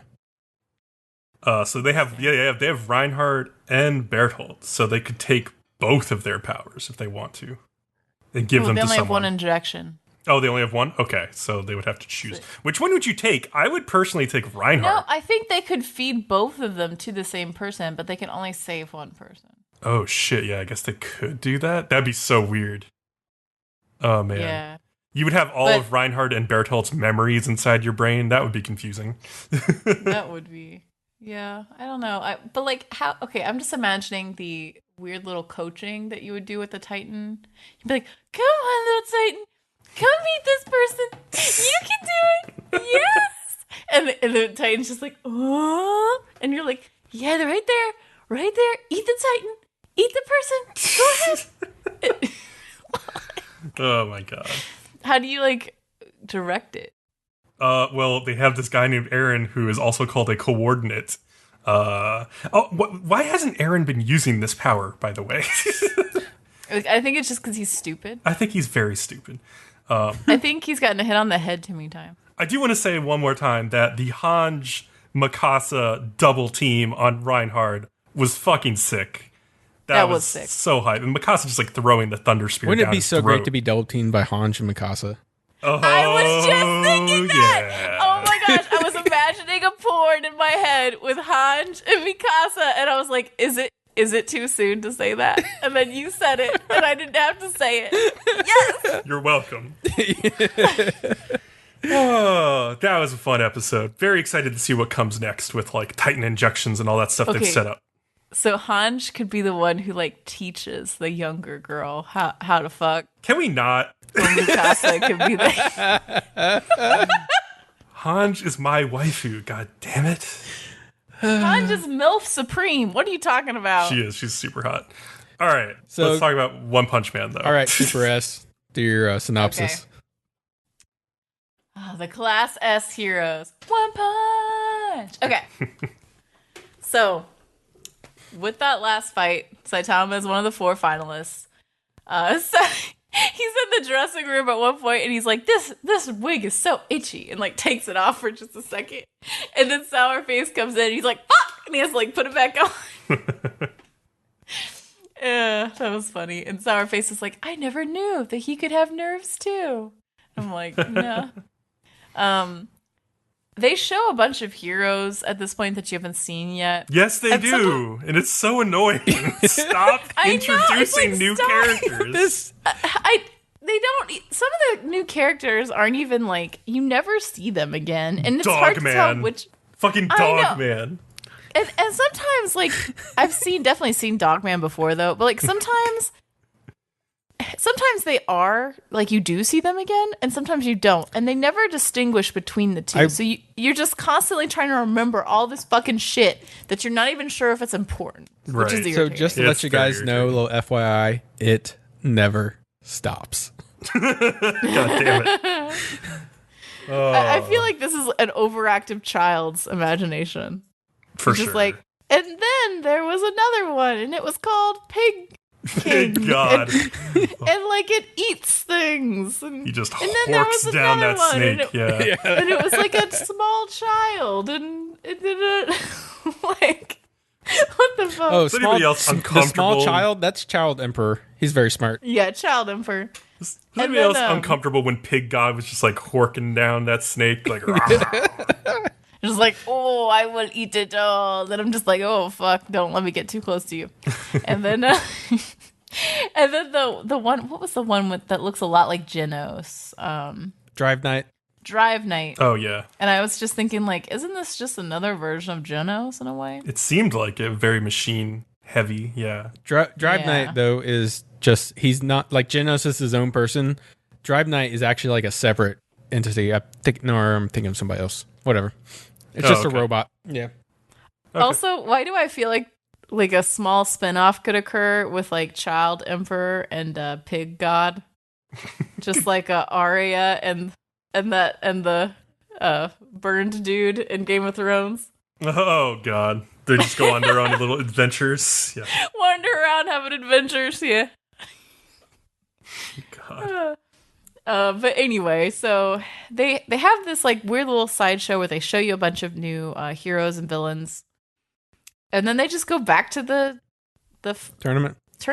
and I'm just like, okay. I feel sometimes like this anime has ADHD. It really does. And I was feeling it this episode. I was like, I'm like, come okay, on. calm down, think your thoughts through, convey them in a formed way. Sometimes it feels like flipping channels. I don't know. But anyway, so back to the tournament. Chose versus Saitama. Didn't Chose seem kind of like a Nazi extreme dude to Yeah. you? Yeah, he was like He's the like- ultra master race version guy. To be fair, it did make me want to see Saitama just punch him really hard. So that worked. Yeah. He like has blue eyes, and he's like, I'm made of superior breeding, and blah blah blah blah blah. I am the superior race, mein Führer. Yeah, pretty much. And then Saitama just comes back and is like, so you're like GMO corn? And I'm just like, but I'm bum. Like, that deserves a punchline. That was good. So, and then he punches him, and it's just like, oh, that was boring. And then Flashy. Okay, then they go back to the fighting area again. Flashy face, and they didn't show the scar guy's name. The guy with the scars all over his face. Oh, yeah, I don't know what his name I was. don't remember who you're talking about. Well, Flashy, I think it was named Flashy Flash. I think that was literally Was his Yeah, name. Flashy Flash. His name not Flashy face. I mean, thought- he had a flashy thing on his face, too, so I don't blame you. No, Flashy Flash. He's a Yeah, he's a Flashy class, Flash. class S hero. I guess because I thought his face was so sexy, I was like, his name is Flashy Face. Wait, the guy with the scars on his face? You mean the 3 scars over his eye? Yeah, That's that's King. the other one. That's King. King. Oh, King. Okay. Yeah. Well, they don't. Yeah. So anyway, they're there and they're fighting the octopus thing that everyone was fighting earlier.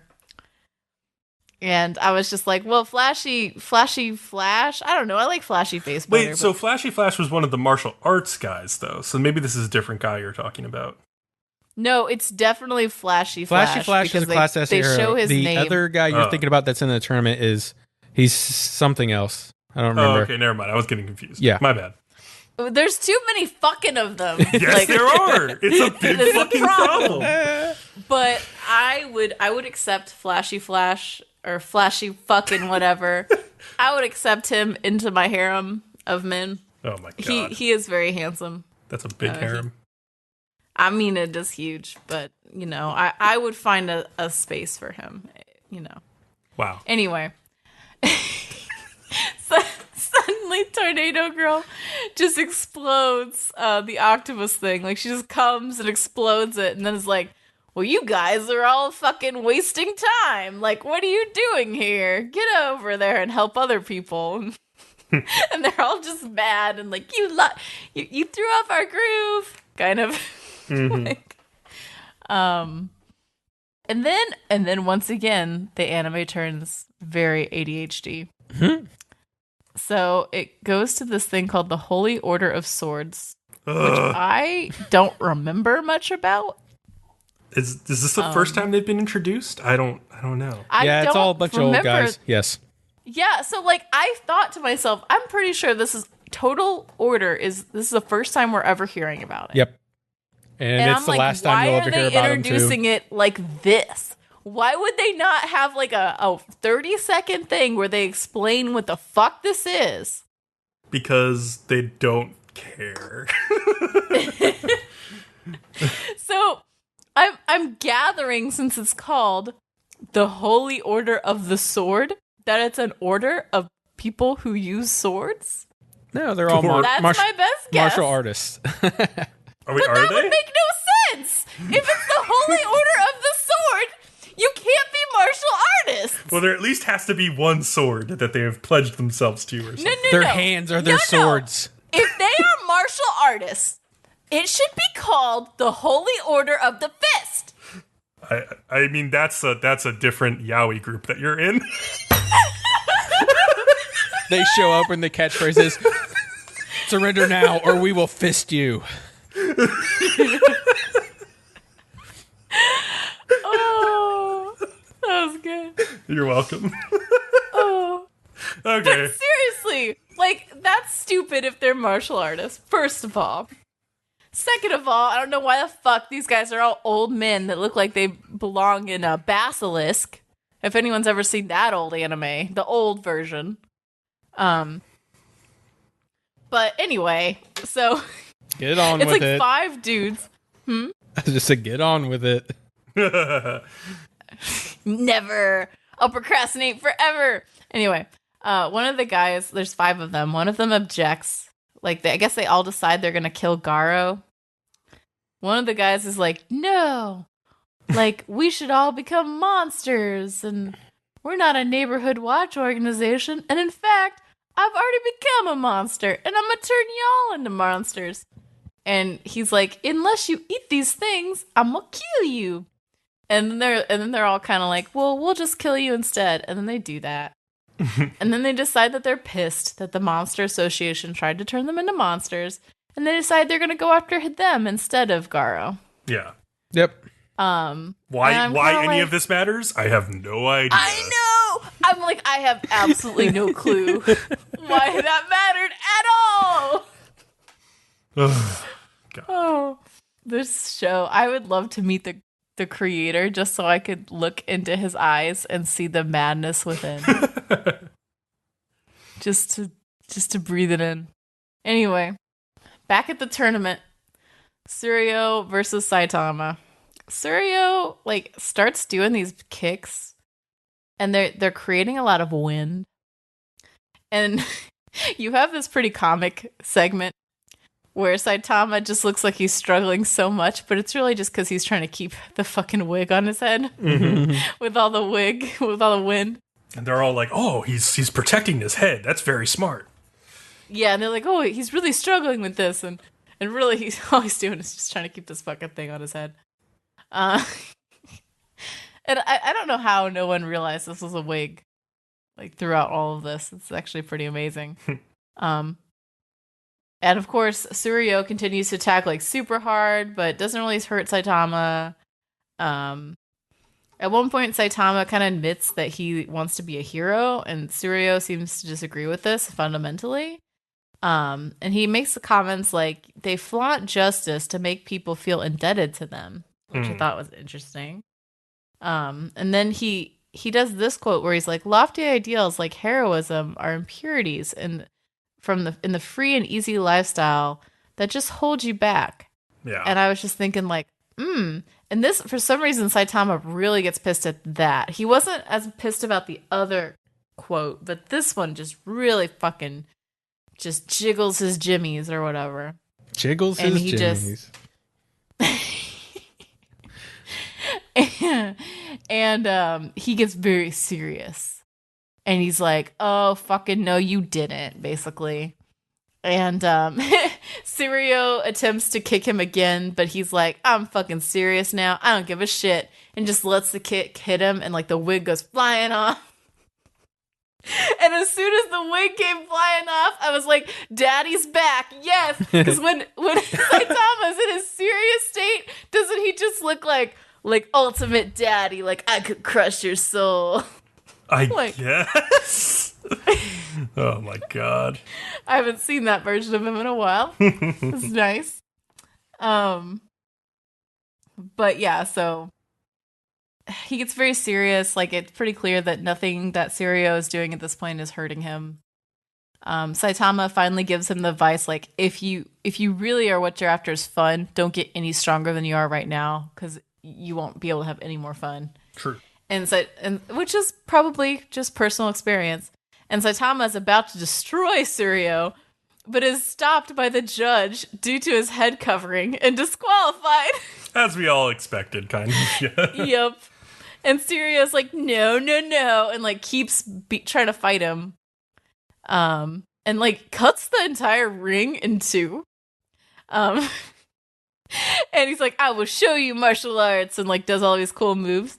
And then Saitama's like, I think I understand through your demonstration what martial arts really are. I understand now. And Sirio's like, yeah, and getting all excited. And he's like, martial arts are moves that look cool. Or like moving around all cool like. Yeah. He's like, oh, I could do that flip kick thing to defeat the next monster. He's like spinning in circles. Spinny move next time, yeah. And he's just so upset. And he's like, no, you don't understand. And during this like spinny thing, Saitama just like hip checks him just lightly, and fucking Sirio is like defeated and hits the back wall. But hip checking him like this destroys his belt, and so then he accidentally pantses everyone, and then has to run away because they're all like after him because they're like, "Who are you? You're not Chiranko." Like. I loved it. I'm kind of glad that this martial arts arc is over, because it didn't really go anywhere that interesting for me, and like I'd rather just see Saitama fighting like actual monsters and stuff. Like, I don't know what we got out of this arc really, except for like some funny laughs along the way. Laughs, basically. That's it.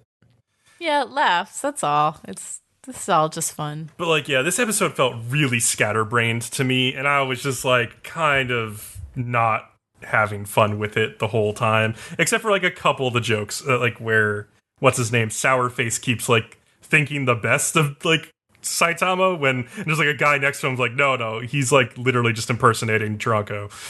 Stuff like that. It felt like they gave like a 5-year-old child a whole liter of Mountain Dew, and they had him drink it, and then they're like, you're gonna sit here until you write a chapter of this anime. Oh boy. Like, and that this is what they got. Yep. So, and it was entertaining though. I enjoyed it, and they gave me serious Saitama for like 2 minutes, which serious Saitama is ultimate sexy Saitama. So I was down for that. He was pretty cool, kicking ass. He's very sexy when he's very serious like that. It's just a shame that like you only get little tiny bits of it. You know what else is very sexy? Sarazanmai, episode 7.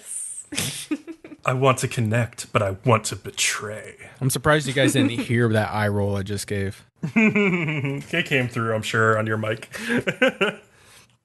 So now seems like a good time to talk about how kawa uso means otter in Japanese. But the word uso also means lie, and so they're constantly making puns on that this episode. And yeah, like, I guess uso also just like in common speech, people typically say it to say like, oh, you're lying, or like, that's a lie. So we open in the Asakusa underground, where one of the police officers, Mabu, is being instructed by a mysterious figure with a low voice, who we can only assume is sort of like an important member of the Otter Empire or something. Though I did see a screenshot of the image of the person, like the thing that was standing behind Mabu with like heightened contrast on Reddit, and it did look like sort of a dark otter version of Mabu himself, which was weird. But anyway. Well, but is it weird? Because like we're about to show, like he's almost kind of constructed. That is true. Yeah. So it may not be so odd. It's like sort of like the personality, maybe part of him is still in there, but this otter personality is sort of taking over and sort of jerking him off and telling him that his cookies didn't come out well and that he needs some fine tuning. And yeah, Mabu's like, I can't wait to be the one who is desired. And so we see Reo and Mabu at breakfast together. And Mabu can apparently eat food again now after getting his maintenance done. I guess he couldn't before. His sexy mate. I guess this has to do with how he is more mechanical than human at this point, likely. Reo is still pissed at him for caring about some bastards and tells Mabu not to tell anyone else about what he saw yesterday. And there's like a camera cut to Kazuki and Haruka at breakfast. So I'm guessing that Mabu cares about them and Reo's upset about him for it. I did wonder about that because I was like, what does he mean by that? Like, because I've not seen any indication that Mabu cares about. Yeah. I was just as confused, and I was trying to put 2 and 2 together, and that's my best guess at the moment, but it could be completely wrong. Meanwhile, Kazuki and Haruka are like best buds again. Kazuki is even playing soccer by the river with Enta, and he's like all about trying to make connections with the people he's close to now, and he's got this huge burden off his shoulders. He's even going to return to the soccer club. So he's going to train hard. It's summer break now, so he's going to like train hard over summer. And then he even tries to convince Toei to join the soccer club, but like Toei's very hesitant about it. We then see Reo thinking to himself that everything would work out if they just had the dishes of hope. And he flashes back to being in a hospital bed. This is after the fall of the Kappa Empire or whatever, or the Kappa Kingdom. And he's hooked up to like an otter IV, and then this weird officer or officer introduces himself as the chief of like science and technology for the Otter Empire. And yeah, tells Reo like he was in an accident during the destruction of the Kappa Kingdom. And he's like badly injured, but not as badly injured as Mabu, who is basically dead or on the verge of death. He said it was too late to save him, so he was dead. And Reo, who is very attached to Mabu back in this past point, is like freaking out and says like, I'll do anything to save Mabu's life. So I think, Kat, you're very right that they were almost certainly lovers at that point in time and still are to some extent, but the guys go back to their soccer place, and like a bunch of garbage has been dumped there, and they clean it up in this very gay montage. It kind of reminded me of the movie Zoolander when they're at the gas station spraying like holy shit gasoline on each other. And then they accordingly blow themselves up, fortunately. Yeah, I love that. But yeah, these guys just have like a garden hose and they're like spraying each other and they're like cleaning everything. It's very gay. And Kazuki is like wearing like the pinkest outfit ever. Meanwhile, Mabu tells the otter that the Kappa zombie reserves are dwindling, which apparently puts Reo... whatever the fuck that means. Yeah. And apparently Reo and Mabu's survival is at risk because of this. Which really just means they're being threatened, right? Yes, pretty much. I'm pretty sure, yeah. Kazuki's in really good spirits, and he talks about how he isn't tied to those like 3 rules that governed his life before, like the lucky items and listening to Sarazanmai's morning message and all that stuff. But instead, he's like sort of being fulfilled by his relationship with his friends, and he's talking to them on the phone and texting them. But like they go back to the soccer spot again that day, and it's trashed completely again. So clearly somebody's trying to do this on purpose and harassing them. And they're like, oh, let's clean it up again and show them that they can't get to us. But and they agree, but then Toei stops because he gets a call from his older brother that a job fell through because he was backstabbed by his buddies. And so he's like, I have to go with my brother and leave town. I can't join the soccer team with you. I'm sorry. And Kazuki's like, well, we could probably help your brother if we could just get the 5th dish of hope. That's the last one we need to get a wish fulfilled. And so it takes a little convincing for Toei to believe that Enta doesn't want the dishes for Kazuki anymore. But Enta's like, well, I still want to fulfill Kazuki's wishes, and currently his wish is for Toei to be happy. So our goals are like aligned for right now, so don't worry about it. And meanwhile, then there's this weird scene where Keppi is being carried on the street by Sarazanmai, and they're being like all lovey-dovey, like the ultimate couple they call themselves, and like Sara like kisses him on the cheek, And then this transitions into this otter versus balls breakdown, which transitions into the otter soya dance. And like, yeah, on the TV earlier in this episode and later now, like Sarah was talking about her happy balls. So she seems to be aligned with the Kappas in taking the Shurikodamas, which are the balls. Well, but she is a Kappa, so it makes sense that she's aligned with the Kappa. That does make sense that she's in a couple with Kepi as well, then. Yeah. I mean, I guess if there's not that many Kappas left, I guess it's kind of like, oh, well, there's a male one. Like, I guess we're dating now. And so soccer balls are now flying through the skies of Asakusa, which the show like kind of makes look like E.T., like Kepi's like riding the bike by the moon and stuff. And yeah, the balls are apparently friends, according to Sarah. And yeah, Kepi has even left behind an uneaten cucumber to be with Sarah, which really throws the guys off, because like, what? That doesn't make sense. So, but more importantly, they find that the dishes of hope have been stolen from where they were being kept. And so the Kappa zombie, who's, I don't think we ever find out the name of this person. They're not introduced like in prior episodes, is a ball zombie. And as they attack it, it constantly says balls. And when they spray it in the face, it yells, "Holy balls!" It turns out to be this dude who wanted some BDSM play with his girlfriend. He literally wanted to be turned into a ball so he could get kicked by her. And yeah, that's interesting. When the guys connect, though, they are in for a little surprise because they share their memories, and it turns out the one who was trashing their soccer spot was Enta himself. And he also stole all the dishes of hope. And just before they head into the ED, Enta kind of yells out, "Damn it, why do you have to keep worrying about Kuji?" And so he's obviously very jealous of Kazuki's attention that he's been giving to Toei this whole time. And so that's why he's been acting out and trying to get attention himself. So after the credits roll, though, there's another flashback of sorts where Reo meets Mabu on top of this skyscraper above Asakusa. And Mabu's like, he's all better, but Reo can tell, like, by the look on his face that he's not the same Mabu who he remembers from the past. And the otter dude tells Reo that Mabu has been fitted with a mechanical heart and his personality has been perfectly replicated. But clearly Reo just doesn't believe this. He's, like, caught up in the past, and he's given an option, like, if you don't like this, then I guess you could just kill him. But he's like, I don't want to kill Mabu for a second time. And so, like, the otter's like, well, then you're going to be transferred to the human world soon with the power of this dark kappa that says, like, darkness, which is powered by the hope that they have seized from the Kappa Kingdom.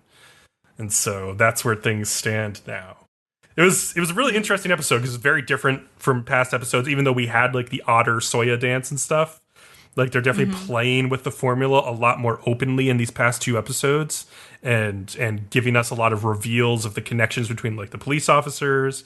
And now that Kazuki is happy again, focusing on Toei and Enta more, and Enta especially since he is clearly not happy.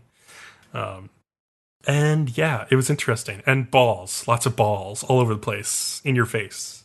Yeah, it was a very interesting episode. I'm not sure why they chose not to do the part where they explained about the guy. Yeah, I was curious about that. I was wondering if that was going to be some reveal towards the end about, like, who this guy is. Maybe it still will be, but I don't know. I mean, that was interesting. They didn't show that, though.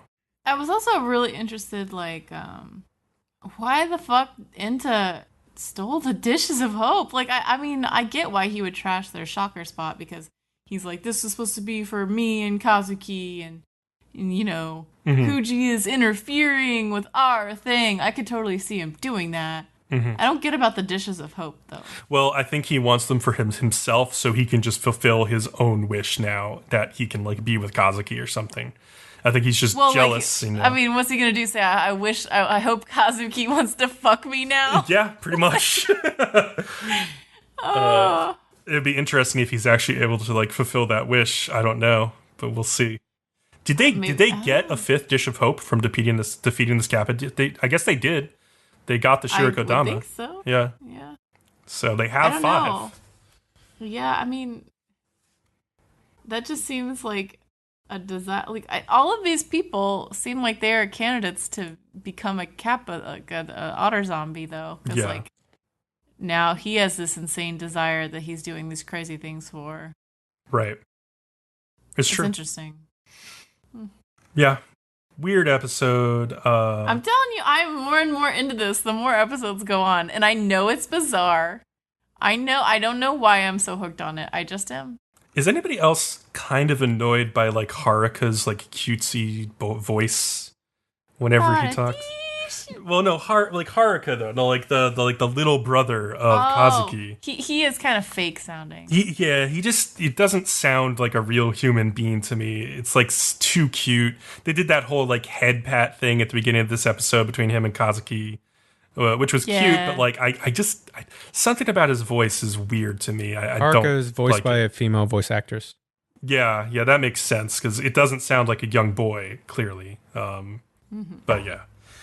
I don't just know. annoying. The girl who plays the Kappa girl is the one who really, her voice sticks with me a lot. I like her voice though. It's I weird like and fun. it. It's just like it haunts me sometimes. Like I'll just be hanging around my day, and then I'll be like, Saradish! And I'll be like, oh no. I feel like that's a sign of a good voice acting performance though. When it stays with you in sort of a good way though. Yeah. Yeah. So. All right, let's move on to the last episode of the day, Leo. Give me a second to wake back up. Oh man, No problem. You're a fucking bitch, Leo. Do you want me I to hope you know. show you the way to wake back up? yeah. So Carole Tuesday, episode 7. It's titled "Show Me the Way."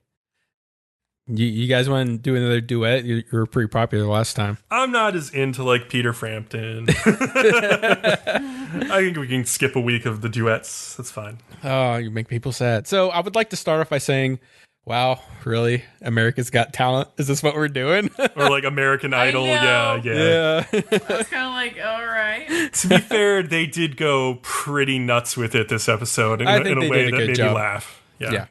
So with that being said, Gus and Roddy, however we say it, feel stupid about themselves because they should have entered them in Mars Brightest, so they could debut this whole time.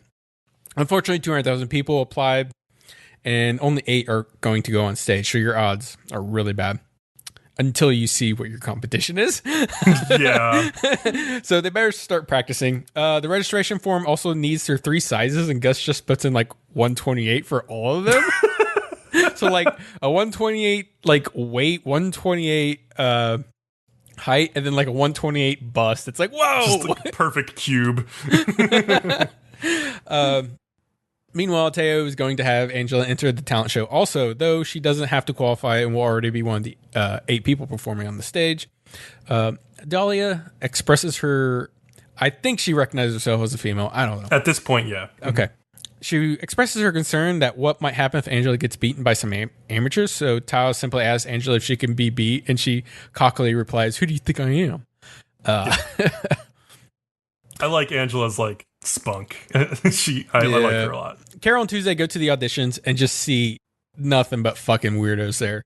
It's awful. But they also run into like an internet celebrity. His name's Piotr. Mm-hmm.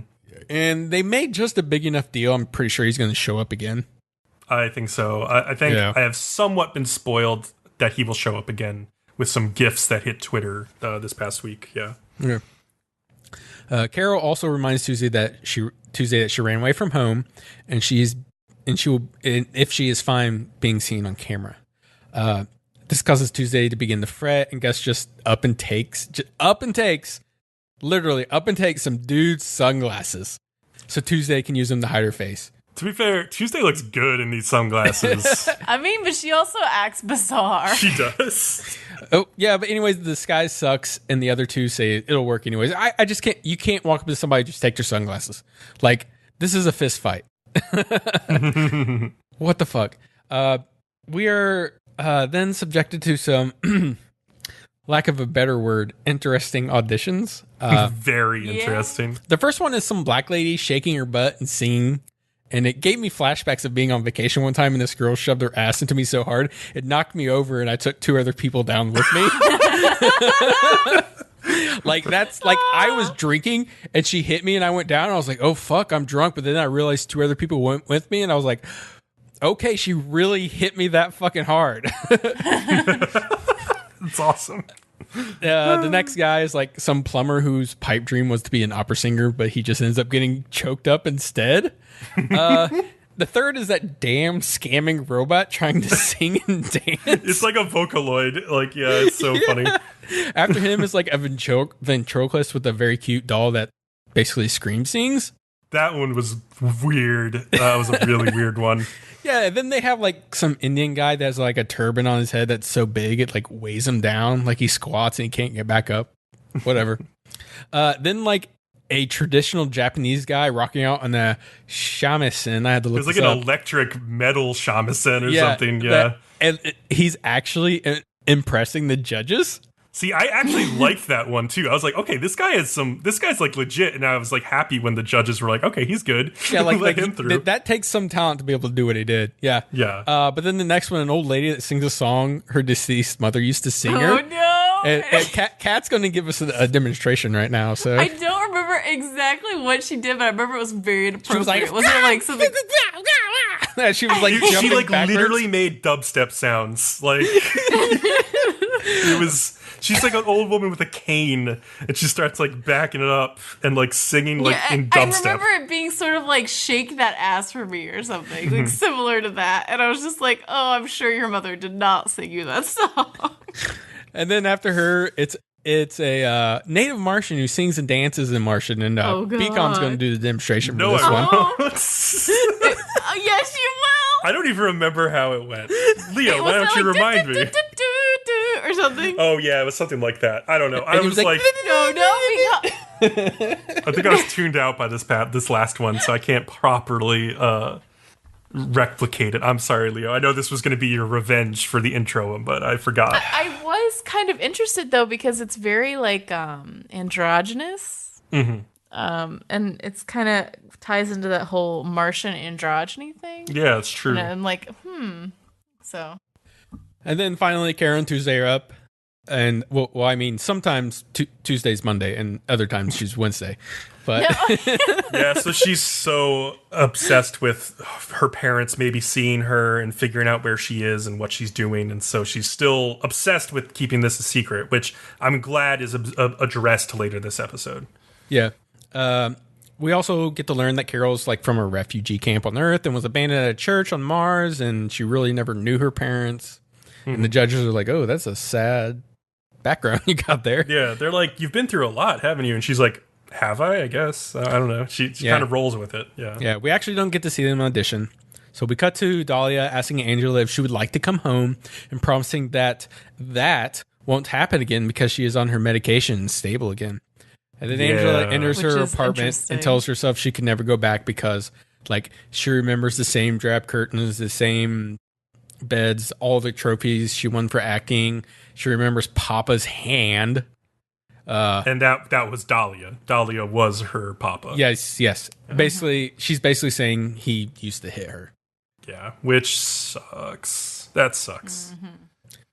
And it kind of implies that he hit her because like the medication he was on, possibly for his Martian androgyny, like drove him to do this. And so that's kind of shitty. But I hope they kind of talk more about that in the future and don't just leave it hanging with this. It's still, because Dahlia is still like one of the most mysterious characters, even after all of this. Finally, like all of this like clarification is given to us about like what happened. But yeah. Yeah, so the crew assembles after the audition. That's Rhodey, Gus, Tuesday, and Carole. And Tuesday looks like she's having a moment where she feels like an outsider a little bit. Yeah. And then Carole later on asks Tuesday why she has been down lately, and to have their heart to heart. Tuesday also barely knows her dad because of her parents' divorce, and I guess he just never came around. She also tells her that her mom is a politician, and Carole's like, oh, that's awful. That sounds so horrible. And she's like, my brother went to Harvard. And she's like, meanwhile, I dropped out of the school. They didn't really give her a reason, though. She just said, I mean, like, she's kind of dumb. Like, it may just be because she's kind of dumb. She said she dropped out of school and she's a failure, but that maybe the reason's not that she's dumb, but she's not the brightest bulb. But she's a good guitarist and a good songwriter, so... Yeah, so she's doing something good for her now, and I think that's what she realized. It's like, it's time to drop pretending that I'm someone else. Yeah. They also end up making up their own handshake with like a random person passing by, but you said it's the guy from the laundromat. Yeah, I think that was the same guy from the laundromat. It looked very similar character design, at least, but it was kind of funny when he just sees this like white girl and Carole like fist bumping. He comes up to them. He's like, "No, that's totally wrong. This is what you do." And I was like, no. Yeah, like this wouldn't happen. Yeah, and Tuesday also decides she won't worry about being on camera anymore, so that's kind of cool. That was cool and needed. Yeah, it's like you can't. Back at the flat, Gus has good news and bad news. They decide on the bad news first, and he bet the earnings from the whatever the Coachella Sidomia, thing that they did on a dog race and lost it all. Yeah. But then like Rhodey bursts in. He's like, "You guys won. You're going to be qualified. You're going to be one of the 8." And Gus is like, "Damn it, I was just about ready to tell them you're stealing my thunder." And then just like immediately reporters show up to interview them and they don't know what to say. So they just do their new handshake. And I cringed so fucking hard. I cringed harder when the guy was explaining to them how to do the handshake, actually. I liked the handshake. That just made me cock my head, but when they did it, they started doing it in front of the cameras, I looked away. Like, I could not watch them do the most awkward thing I've seen in a while. Yeah. It was a bit cringy. It was a little bit, ugh. Yeah. Oh, man, there was something I wanted to say. I can't remember it now. Oh, I'm glad that... Tuesday, like when she's like watching Carole in that like audition, like spill her guts out about her life and like tell everything about herself like it's nothing. I think that was really the catalyst for Tuesday to like start reassessing how she views herself. And I think she felt uncomfortable being in a pairing with Carole if she's going to be lying about who she is and if she doesn't know anything about Carole herself, like she said on that park bench. And so I thought, honestly, that there was going to be a lot of friction between Carole and Tuesday when Carole learned about like what Tuesday's background was with like a politician for her mom and like a fancy family and all this stuff. But they seem to sort of just accept each other still for now.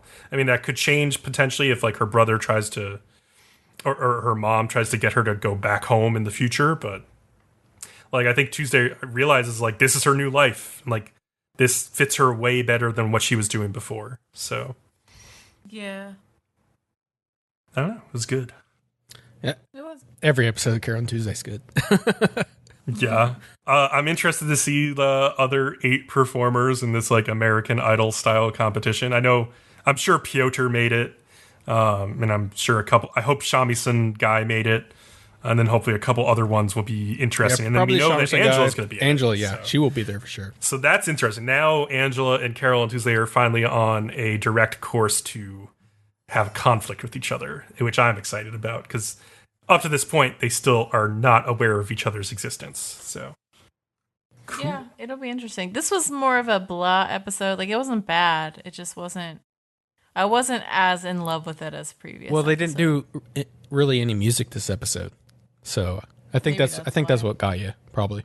Mm-hmm. I mean, they did some stuff that could pass for music in those auditions, I guess. Oh, but yeah. Sure.